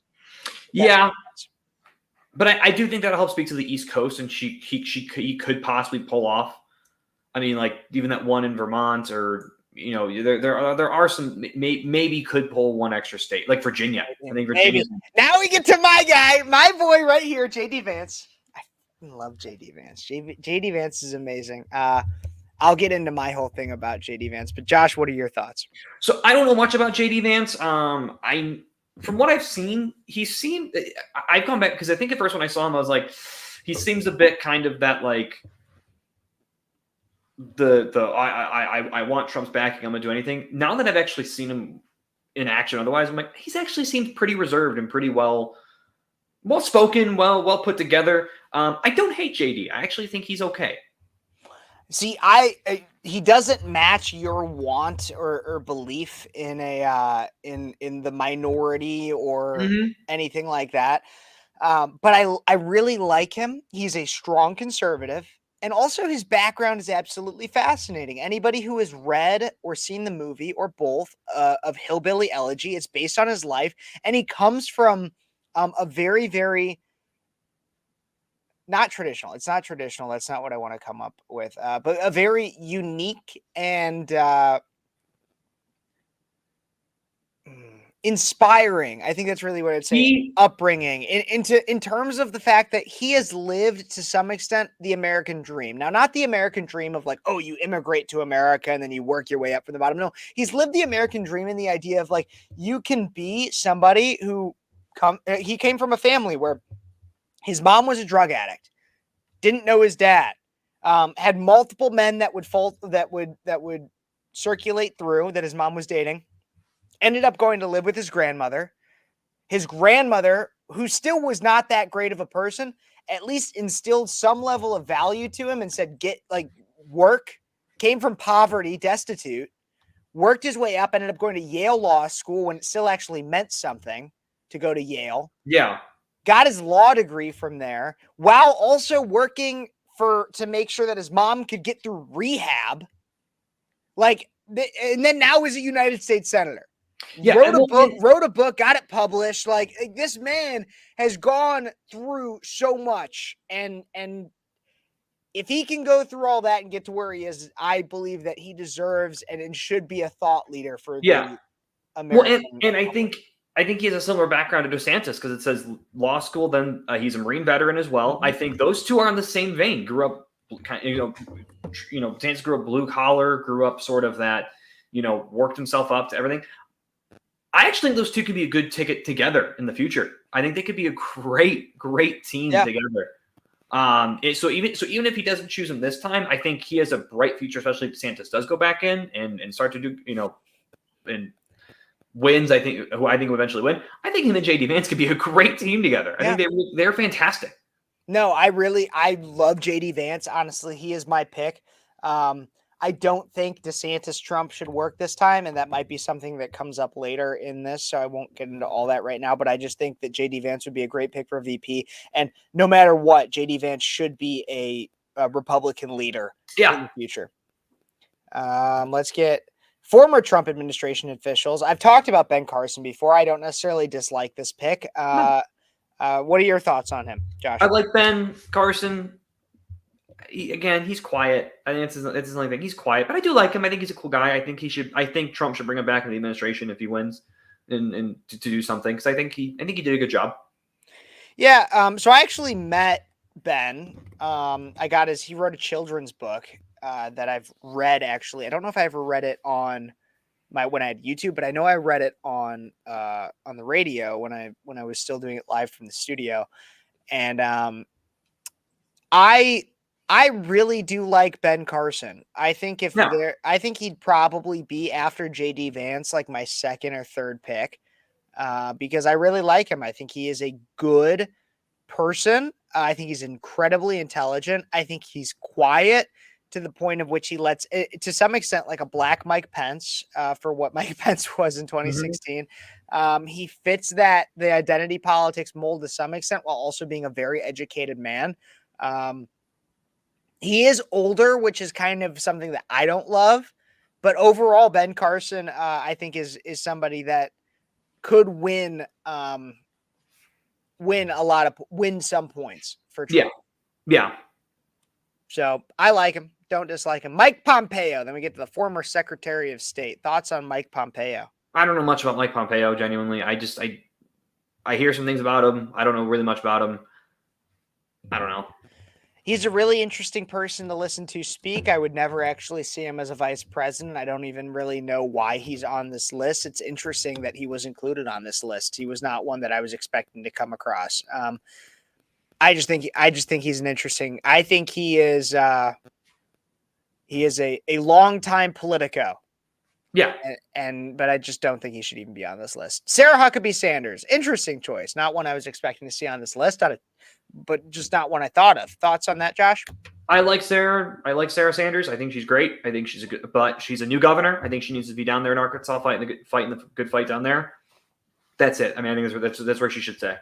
Yeah, I mean, I really liked her as the press secretary for the short time that she was there in that spot. I just think she doesn't win anything else besides potentially women. Maybe. Yeah. Maybe. I don't know. But potentially women. Then we get to up-and-comers. Katie Britt. What do you know about Katie Britt? I know she gave a terrible response to the State of the Union. Yeah, no, Katie Britt is terrible. I cannot stand her. She had some other videos that came out too. I didn't even talk about them on this show because it just like pissed me off too much. But she is just demographically and everything about her life seems like she is so set up to be like a rising star in the GOP, but she just does not present well at all. Yeah, she could have been something great, but Katie Britt looks like the type to only order a burger at a nice restaurant because it's hard to screw up a burger. Yeah. Yep. Yeah, can't disagree. No, she is like, honestly, like she should be Karen Britt. Like, I feel like when people say Karen, which I don't love when people overuse the term Karen, but there are instances in which it is necessary. And I feel like she is somebody to where I could see Karen being utilized for her. Then we get to Byron Donalds. This would definitely be an interesting pick. What are your thoughts, Josh? I think he's too like Trump, comes from Florida, doesn't bring anything to the table. But you said we wanted a minority. I said that'd be smart, but I think coming from Florida, Trump already has Florida. But your pick was DeSantis. Yes, he was my presidential pick. I said as a vice president, I think he's smart because then he's a president in incoming, he could take over. Mm-hmm. I just think, and I think Donald's is too similar to Trump in terms of, I mean, he is part of that little tight knit MAGA crew that the ones I call the Magadonians to make fun of. I think he's too he brings nothing of value to Trump. See, I think I like Byron Donalds. I won't say I agree with you blanket statement because I don't. Because I do believe he would bring value. I just think that Byron Donalds should go further, but now is not his time. Yeah. Like, I think he could be a future, not necessarily a future Trump, but like an outspoken anti-establishment Republican in the future. I just don't think now is his time. I think that he does very good work in the House, in my opinion. I think that he is a very articulate individual that speaks well for a significant portion of the Republican Party in and outside of Florida. And I think he's good there. I don't think he should move yet. Then we get to Wesley Hunt, which I got to be honest, I've heard the name a few times. I don't know that much about. I wasn't expecting this one. What are your thoughts? Yeah, same thing. I really didn't know who he was. I heard the name, the little bit I read about him. I mean, he seems cool. I mean, he seems like a cool guy. I mean, young, black, and a veteran, like it says right there. Key demographics. But he's from Texas. So, again, doesn't bring much coming from Texas. That was the other thing I missed about J.D. Vance is he comes from the Midwest and Appalachia. Yeah. Which Midwest is like the battleground. Now, not necessarily Ohio a little bit, but like the reason why the RNC is in Detroit. Milwaukee. Sorry, Milwaukee. Messed up in my head. The RNC is in Milwaukee and the DNC is in Chicago. And that's literally, like, if you think about it, and this is a digression from the point of the long segment, but if you think about it, we have a massive country, a lot of places for you to hold your conventions. And the two major parties are having them within a few hundred miles of each other. Yeah. It's because they know Wisconsin, Michigan, and some parts of the surrounding states, I'd even argue maybe Minnesota, are battlegrounds. Mm-hmm. And so that's why their conventions are in these areas. And so that's why I think that, like, J.D. Vance, again, being from Ohio, while not necessarily any of those battleground states, gets that kind of the Midwestern feel, because Trump by no means is Midwestern. Yeah. Wesley Hunt, I just don't think it's going to happen, so I don't even think it's worth a conversation. Then we get to Kari Lake. Now, this one actually could happen. I'll say, like, while I don't think it's going to, Kari Lake could happen. And I have thoughts. What are yours, Josh? I don't like Kari Lake. I'm in a minority. I don't like her. I think she tries too hard to be what Trump wants her to be. I see her as phony. She ran for governor. Now she's running for Senate. And it's like, it seems like she's just going for something at this point. I think she looks good. I think she talks well. I just don't see her having a mind of her own at times. Yeah, I've been at events with Kari Lake. I've been at events where she was not the keynote speaker. Like, so she was just an attendee similar to me. And I got to be honest, like I've talked about it on my on at least Breakaway USA shows before. I don't know if I've ever talked about it on my show. I'm just not the biggest fan of her. I've discussed her TikTok speeches. She's not, when she speaks in full, it's not usually very, very in depth. Like, she actually has deep knowledge. I think she plays the role of a politician very well. And that's why I think that she convinces a lot of people politically that she's a good pick. But she's just not mine. All right. Nancy Mace. Thoughts? Nancy Mace. Another name I know, but I don't know what she does. Like I know I've heard the name Nancy Mace. I've heard that. I've heard some good things about her. I just don't really know much about her. Really? Okay, so I've heard good and bad things about her. I've heard, Yeah, I think I've heard both. I have heard a lot more bad things, honestly, than good. There's occasionally where she'll vote the right way. I mean, she's a Republican in Congress. Yes, she votes the right way. That's what I hear good about her. When I hear bad, I've heard that she's made promises to donors, for her House run, that she would at some point be a part of the cabinet or a vice presidential pick, or even at some point prior to all the drama with Mike Johnson and Kevin McCarthy, and that she was even potentially a speaker pick. And so she had made promises behind closed doors. And so we don't know if they're actually true, but I think she's a Politico. I don't think she actually. I also think, wasn't she the one that people came out and said like she is just terrible to work, like she's a terrible boss, she's just a horrible person to work with? Maybe that, or it could have been. I believe there was a story that came out where everyone's like, she is just miserable to work with. Yeah, it could have been Ellen DeGeneres too. I don't know, but I mean, you know. But that's that one. MTG. Oh, Jesus. I can't believe I'm gonna put you full screen so everybody can get your reaction as you're as you are with MTG. Well, Kev knows how I feel about MTG. I hate her guts. I think she is so stupid. I think she is one of those, again, Magadonians. When Kevin McCarthy's speakership was vacated and all that, I went on a whole rant to my class about how stupid it was and how messed up it was and how the Republicans are stupid and useless, and how, especially Matt Gaetz, I was so upset. I'm like, how this such a bad political decision to do.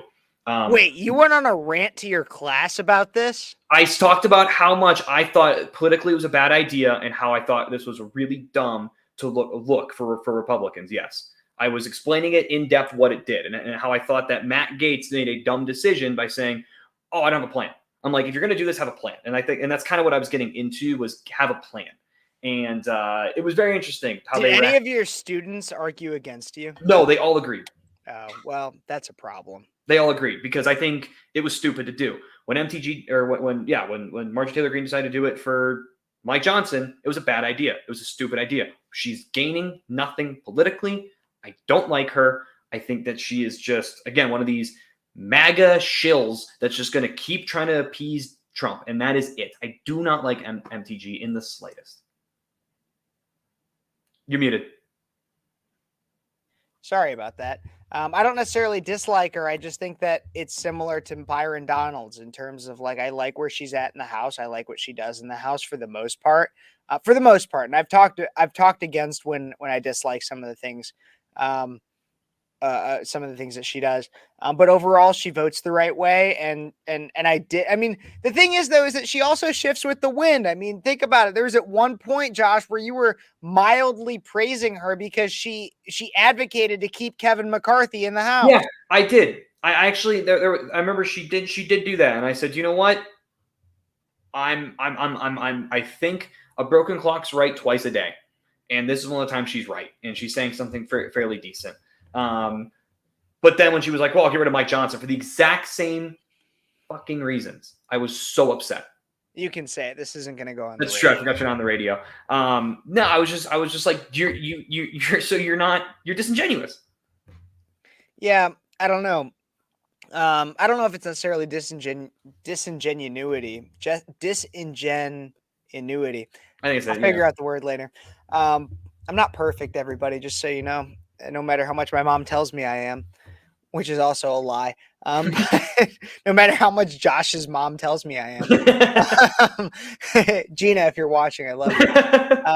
But no, I don't necessarily know if it's disingenuous. I just think that because I've briefly, like when I say I've met, like I have not sat in a room and had a long, in-depth policy discussion with MTG, but like I've shaken her hand and met with her briefly. I think she's overall not a terrible person. She's just not a VP pick. Once again, where Byron Donalds is, I think that they serve a role in the House to be in some way a check and balance on uniparty culture. And I do like that. While I don't always necessarily agree with all of her decisions, I like the purpose she serves. Yeah, actually, and I do need to correct myself. I forgot she was not in favor of getting rid of McCarthy. So I do give her credit there. Exactly. Yeah. Well, interesting enough, none of these were Ron DeSantis. That was all the ones listed in this article that you shared with me. None of these were Ron DeSantis. But there was a lot. Yeah. There was a lot there. There was a lot there. And we are still waiting. We don't know who's going to be Donald Trump's vice president pick. My current vote is for J.D. Vance. I think J.D. Vance would be a great option. And if not him, then Ben Carson. But I really do think that J.D. Vance is getting prepped to be the vice presidential pick. If you had to put your money on it right now, I would say J.D. Vance. But what would you put your money on right now? Is who would be Donald Trump's vice presidential pick? I would say JD is up there. I do actually still think Elise Stefanik is in the running. I think that, I think similar to, Mike Pence wasn't super well known in 2016, and then all of a sudden he was VP. So Stefanik could be the same thing. Everyone knows who Donald Trump is, and if you're with him, you're gonna be well known pretty quick. So I think those would be the two I would be betting on, would be JD or Elise Stefanik. Yeah, I could absolutely. I don't know as much. Elise Stefanik is one out of right field for me. This is not one that I was necessarily expecting. I know that am I frozen right now, Josh? A little bit. Okay. Well, I'm back. Perfect. I know that my internet is not great, everybody. Josh, I am going to make sure that I get my video and everything working better. Go on a brief soliloquy about teaching in Nevada and what it's like to be a non-woke teacher while I exit real quick. Here's this. Sure. Yeah. So I actually just did an interview on at least 2 podcasts. I helped write a book. There was a woman who was doing Conservative Voices Silenced, and there's a podcast. I did 2 interviews on there. I did one. It's called the non-woke classroom, if I remember correctly. I can get Kev the correct thing. So I talked about that in depth. It's fun because Nevada is a swing state by all intent and purposes. There is basically 2 counties, and that's Clark County and Washoe County, that are, Clark County's blue. The surrounding counties are all red. Washoe is kind of the swing. In fact, whoever wins Washoe County is going to win Nevada, is what they're saying. So being I'm not in Clark County. I'm not in Las Vegas. That's good. I'm so happy about that. But not being there, it's fun. It's interesting. I think I come from a town that has such similar values and similar ideas, and a lot of the kids believe the same thing. And even my Democrat students, my left-leaning students, agree with the ideas of hard work, and they might have critiques of capitalism, but they believe in capitalism, things like that. So it's fun to be able to work with them. It's just the little conversation pieces that we get to have, I did have some students who were not very pro-Israel. I think that was interesting. We had interesting conversations. I had some who, believe in more, again, more government, help here and there. And we have interesting conversations as a class, but overall, I think they always come in good faith, and that's been a lot of fun. I think teaching government this year was an absolute pleasure. I'm excited to go back next year and teach it again. I love my job. What can I say? Absolutely. And I got to be honest, I didn't hear most of that because I was resetting my browsers because my internet and everything is not always the best. And I usually freeze up around this point throughout the show, and I'm probably still freezing up a little bit. And it's just because I have so much that's going on. But I want you guys to stick with me because I want to get into what I call Kev's quick hits coming up soon. But I need to take a quick second to also, once again, shout out our sponsor. Josh, feel free to stick around for Kev's quick hits. And then we have one more thing after that. Would you want to? Are you interested? I could stick around for the quick hits. Sure. Okay, let's do this. Here we go.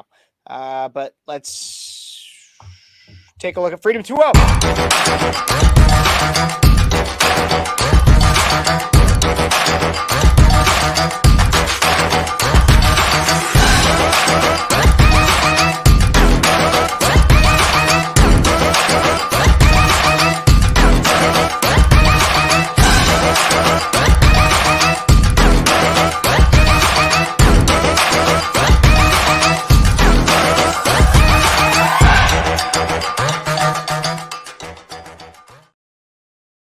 As always, Freedom 2.0. Love them. I will always drink me some Freedom 2.0 when I want that. Oh my gosh, one of my quick hits is not showing up, which means I'm going to have to find it somewhere else. It's about Nicki Minaj. I don't know if you heard anything about that, but Nicki Minaj. No, I don't. I know. So I usually have all my stuff pulled Also, up. can I just point out, as much as I'm on your show, you've never sent me any Freedom 2.0. Well, I need to get more Freedom 2.0 myself. One of my last bottles. So I was like, I've never gotten any. We will talk about Freedom. We will talk to Freedom 2.0, get you some. But everybody, make sure you go to freedom20.com. You can use code BREAKAWAY at checkout. I think it's like 15 to 20% off.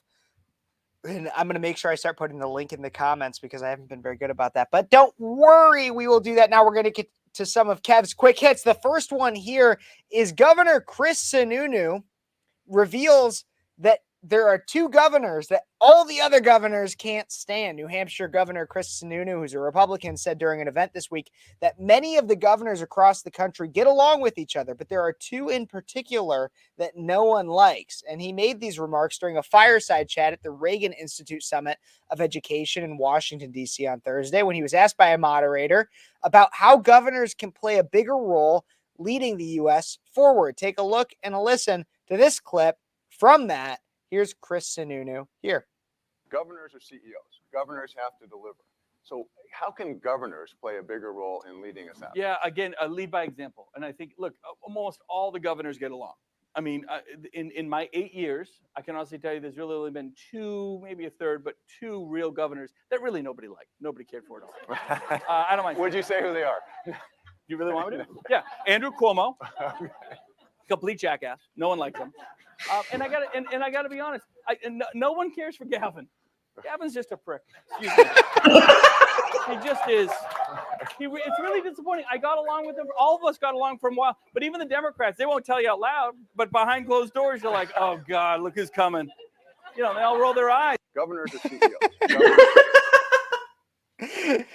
Thoughts? He comes out. He says Andrew Cuomo and Gavin Newsom were the two governors that no one could stand. Thoughts? Those don't shock me at all. I don't know how JB isn't on that list because that guy's an insufferable prick as well. But I mean, dealing with him for as long as I did, he sucks. Yeah, I mean that doesn't Gavin. It doesn't shock me that Gavin sucks. He has a face. He looks so punchable. Oh, yeah. Just so punchable. And I hate to say it, but he has that face. You're just like, man, I want to hit you. It's like that scene from Step Brothers. Just, I want to hit you. I want to hit you right. You have a punchable face. No, he absolutely does. I think it's phenomenal. I thought it was interesting that he brought up Cuomo, considering the fact that Cuomo hasn't been a governor for several years now, especially since all of the different allegations against him. But I do want to bring up this next story now because that was the first quick hit. I want to talk about Nicki Minaj getting arrested in Amsterdam. Take a look and listen to this clip here of Nicki Minaj and her arrest that she live streamed. I'm not carrying drugs. Okay, but it's not a question here. I think it's. I'm not carrying drugs. Inside. Number one, when I came here, you can go inside. I'm not going in there. I need a lawyer present. You will get a lawyer. I need a lawyer present now. Okay, please. Where am I going? I have no idea where I'm going. You have to go to the police station. What address is that? It's 5 minutes away. It's 5 minutes away. What's the address of the police precinct? When you will get your next show, we have to do it very fast, and we will help. But you're talking about my show? Yes. What about it? Yeah, we talk. That they will help to try to get you there. They'll help to try to get me to my show. So how? To do it as soon as possible. But what am I doing? What am I doing? I never gave anyone. So I'm under arrest. Yes. But under arrest for what? Stop filming now. I'm under arrest for what? Okay. Do you know what happened when I came here? You have to go inside. Huh? What you said? Can you please stop filming and just step in the car first? No, I need a lawyer, because I don't know where I'm going. You will get a lawyer at the office. You can contact the lawyer, but if you just step in the car, then it will go as fast as possible. And who's going in this vehicle? So please step. He will go with you.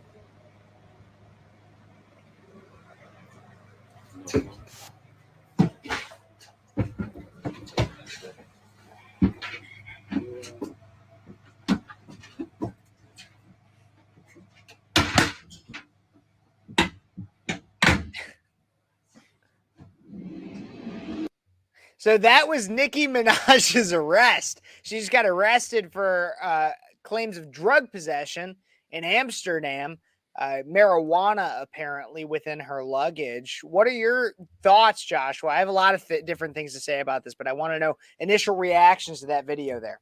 That was the nicest arrest I've ever seen. They were so kind to her, and they were just trying to be like, "Can you just please come with us, just please?" And she's like, "No, I need a lawyer." He's like, "Okay, we understand. Just come with us, please." Yeah, they were so nice to her, and she was just being a dick.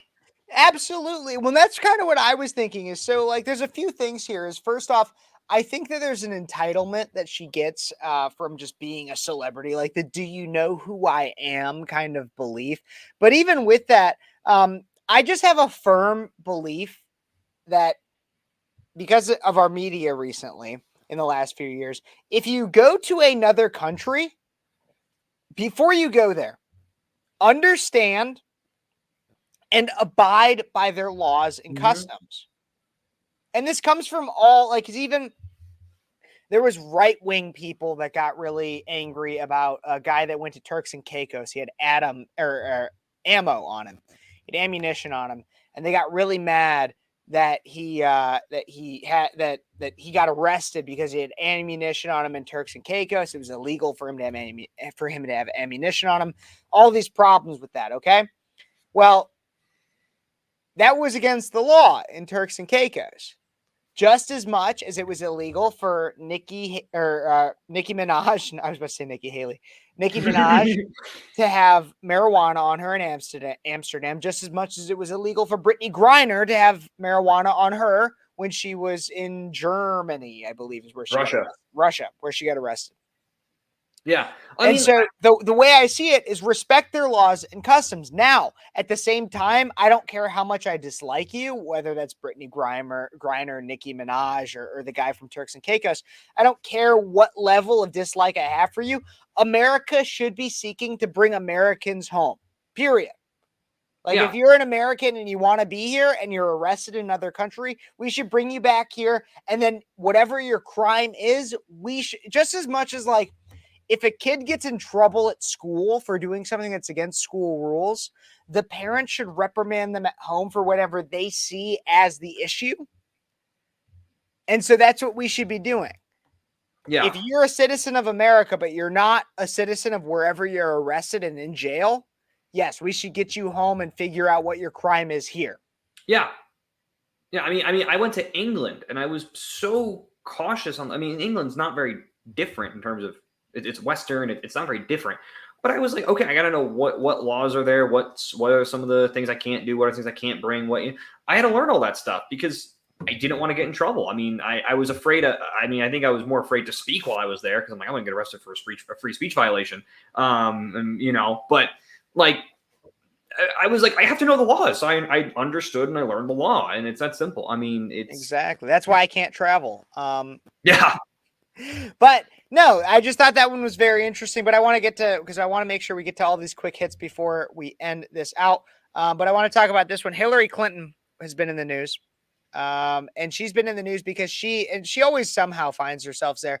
But Hillary Clinton is still complaining about losing to Trump in 2016, and she blames women for her loss. I'm not even kidding. In an interview about her upcoming book, The Fall of Roe, The Rise of a New America, Hillary Clinton complained about losing the 2016 election to Donald Trump and blamed women for the loss. According to a report by the New York Times, Clinton said that women were the voters who stopped supporting her after the FBI Director James Comey reopened an investigation into her private email server, which she allegedly used to store classified materials and documents. They left me because they just couldn't take a risk on me, because as a woman, I'm supposed to be perfect. They were willing to take a risk on Trump, who had a long list of, let's call them flaws, to illustrate his imperfection, because he was a man. And they could envision a man as a person. So she's coming out. Here's the thing that I think is crazy, is she's coming out with a book, The Fall of Roe, which is definitely supposed to pander to women about the issue of abortion. And she's saying the reason why she didn't win 2016, no longer is it because of Russia, no longer is it because of election interference. No.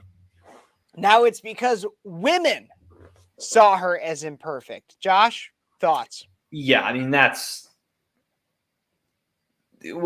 she's such a loser, and she just continues to lose, and that's all she's going to be known as a loser. I mean, yeah, that's all she is a loser at this point. That's all I can say. That's so funny.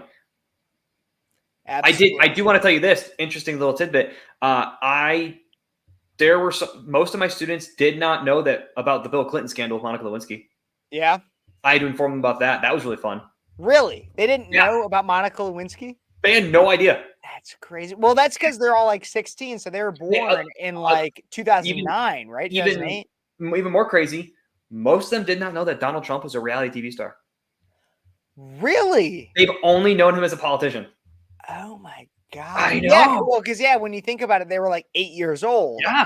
Yeah, they've only known him as the man. Oh, and then like that's like, did you know he's in like Little Rascals? You know he's in like Home Alone 2? I'm like, yeah, he was a big star before. I'm like, he was. I explained The Apprentice to them.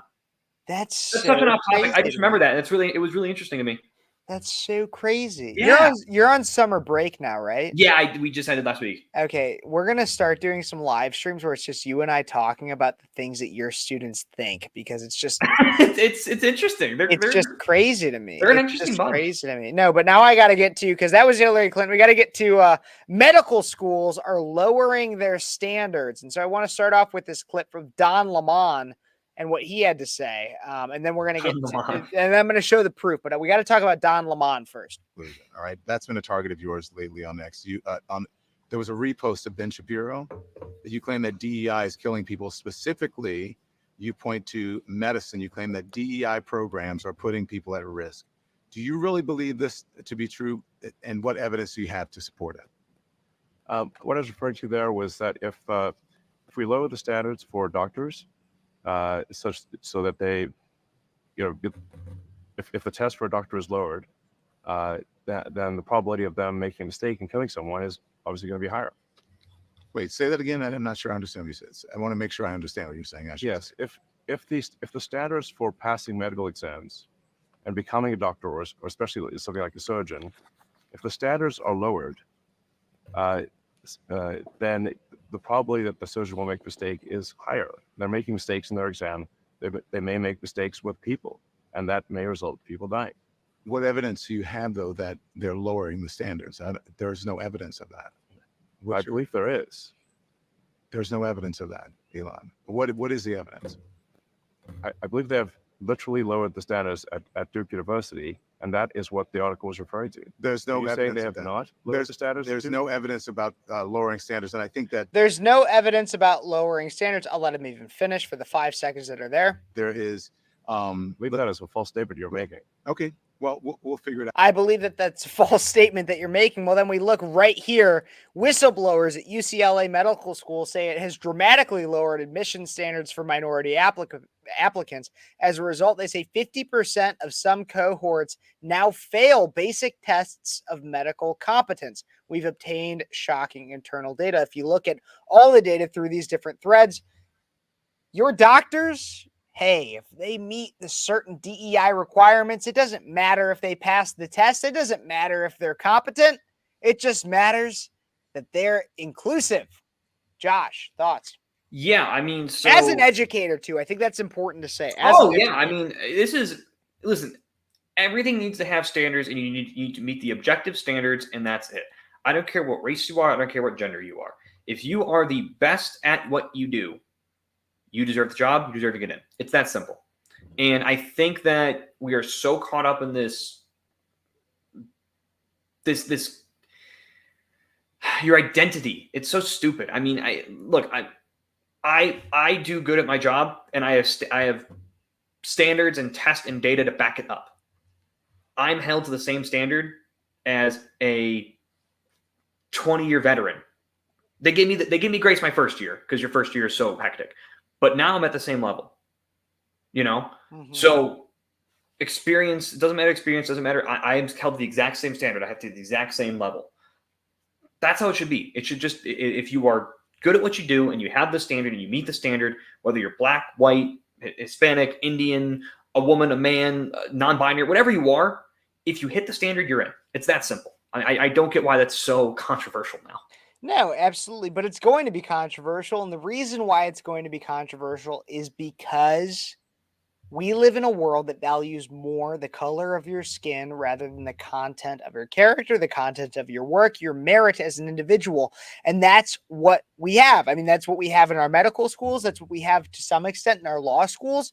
And so if you want to become part of the upper echelon of society, it's not about how smart you are, the amount of thought you have in your brain. No, what matters is the melanin content in your skin, or the amount of you can take up the ass. I mean, really, like that's really what it is. It's because it matters. Your sexuality or the color of your skin, it matters significantly more to the woke in business and in our education fields than actually how much you can do.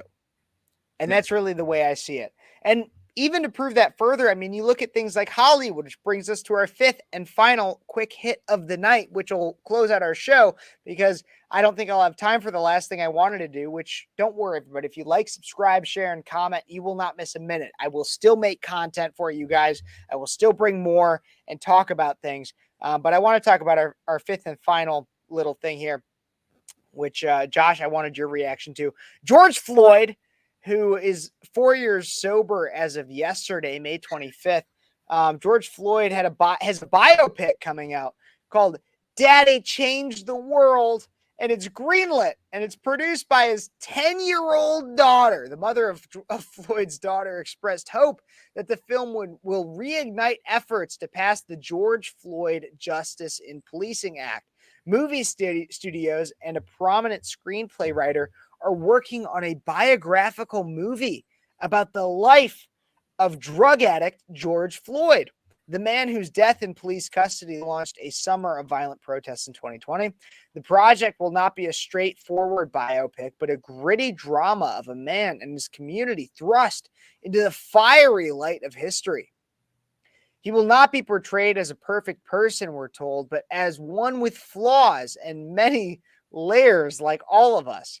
Yes, exactly. Like all of us, there's reports of George Floyd who held a gun to his pregnant wife's belly, just like all of us have before, you know. The biopic, George Floyd, Daddy Changed the World, is reportedly being made by multiple studios, including Radar Pictures, 8 Queens Film, Media Night, Fox Entertainment. The film is family authorized and both Floyd's. I don't know. There's so much to this. Josh, what do you think? So, I know we talked about this on our group chat, is how can his daughters be producers? What it's probably doing is they made them executive producers so they can make money off of it, so the kids can have money. So then they can, use for college and all that stuff. Honestly, kind of smart, not gonna lie on why they did that. It's actually kind of a smart move from them. Why is this being made? I don't get it. I mean, yeah, I don't. Yeah, you're right. Daddy changed the world. You're absolutely right. He changed the world by by leading to the death of tons of people and millions of dollars in destruction. And yeah, I mean, yeah. And even again, I'm not going to say I think Derek Chauvin was a perfect cop. No, I'm not going to say that. But what I will say is he does not deserve to be in prison for the death of George Floyd. George Floyd overdosed. If you look at his autopsy, George Floyd overdosed. He was not a victim of murder, and that might get me banned on YouTube. But I don't care, because the truth is more important to me. The truth is more important to me. George Floyd overdosed. I don't know if the knee on the neck was Minneapolis, was what their police department is supposed to do. I'm willing to bet it wasn't. And maybe Derek Chauvin shouldn't have been a cop. Highly likely, Derek Chauvin shouldn't have been a cop. But George Floyd overdosed, and the media and Democrats and liberals and leftists utilized the tragedy of his death due to an overdose to manipulate the entire country, to divide you on the basis of race, which, once again, even if Derek Chauvin had killed and intentionally murdered George Floyd, even if that was the case, which is not true, it's not the way that it worked out, but even if that was true, there is no evidence that the reason he would do so was race-based. And yet our entire nation got divided on the basis of race. Why? Because it was an election year. And now they're making a biopic on this man. And while the film is reportedly still seeking a director, Greg R. Anderson will write the screenplay. Anderson is most famous for writing Stomp the Yard, which I've never seen, and The Family Business, which is on Netflix, and The Black Hamptons, which is at BET, which is the Black Entertainment Network. So good to know where he stands. But yes, so yesterday was the 4-year anniversary of when George Floyd died of a drug overdose. And now we're going to get a biopic. We're going to get a biopic of George Floyd, a career criminal that overdosed. I just can't believe it. I can't believe that this is the society we live in. I cannot believe that. Yeah, I mean, biopics are so popular now, and I think that's maybe why they're trying to capitalize on it. I just saw the Amy Winehouse one the other day. Back to Black, very good, by the way, very good. Came out a few years ago, didn't it? The new one just came out. Very good. Yeah, I mean, it's so weird. It's so weird. Genuinely, the only thing I can. I try to find silver linings in anything. Only silver lining is at least I know those girls are being taken care of because, the kids are innocent in this. Yeah, I know. I just think it's silver lining. I guess I don't necessarily disagree with you. I feel terror. I mean, like, I feel bad for the children. Yeah. But when you have people that were a part of his, that are and were a part of his family that are capitalizing as if he's some kind of a victim. He died of his own accord. This man utilized a fake bill. He had been a serial criminal, and then he died of an overdose. George Floyd was a terrible person. George Floyd was not a good person. If it does not matter the race of the individual, does not matter anything. George Floyd was not a good person, and his death was should have been relatively insignificant. His death should have been relatively insignificant, just as much as his life was. But because he could be used for the narrative, he was. I don't know. Do you disagree? I mean, you can disagree with me. Josh, if you disagree with me, tell me. I mean, look, I think you made a fair point. Was about Chauvin. Was Chauvin a good cop? I don't know. Was he supposed to? What did he do? What he was supposed to do? I have no idea. I don't know Minneapolis standards. I don't know. I do know that there was just came out. There was a report that he at one point put his knee on a woman's neck too. Okay, so this cop might have been a bad cop, and that's fair to say that there's bad cops. Same as there's bad teachers, there's bad politicians, there's bad lawyers, there's bad doctors. I mean, we know this. There's bad people. Yeah, I mean, what happened was sad. No, I don't wish anyone to die, but then more people died as a result of it, and that's and a lot of them are ignored. I can't remember the guy's name from St. Louis, the former cop. Oh, David Dorn. David Dorn, thank you. That his name. He died as a direct result of the riots. That's not right. Yep. Absolutely. And it's significantly because they want to divide us on the basis of race. But what we really have is a drug problem in America, and that is the reason why George Floyd died. But that's my thoughts. And Josh, I appreciate you joining me tonight. And I know that we went much over. I went a lot over on time than what I was expecting. But I had a lot of fun. That always happens with us, I feel like. Oh, yeah. And we're going to have these were a lot of planned stories, a lot of things that I had expected to talk about. We'll have other nights where we'll just talk. We'll just get on and we'll just talk about whatever has been going on. It's Yeah, all fun, I mean- especially throughout the summer because Yeah, we'll I mean, have fun. I'm on summer break. I have graduation coming up here soon, and I'll be home for a little bit. But yeah, please, I mean, just let me know. Absolutely. And we will. Everybody, to make sure that you don't miss a minute of this, don't forget to like this video, subscribe to my channel, subscribe to Breakaway USA, my stuff, anything. It'll always be on all of those different platforms. Don't forget to like, subscribe, share, comment, all that fun stuff. God bless you. God bless America. And until next time, you've been watching Speechless.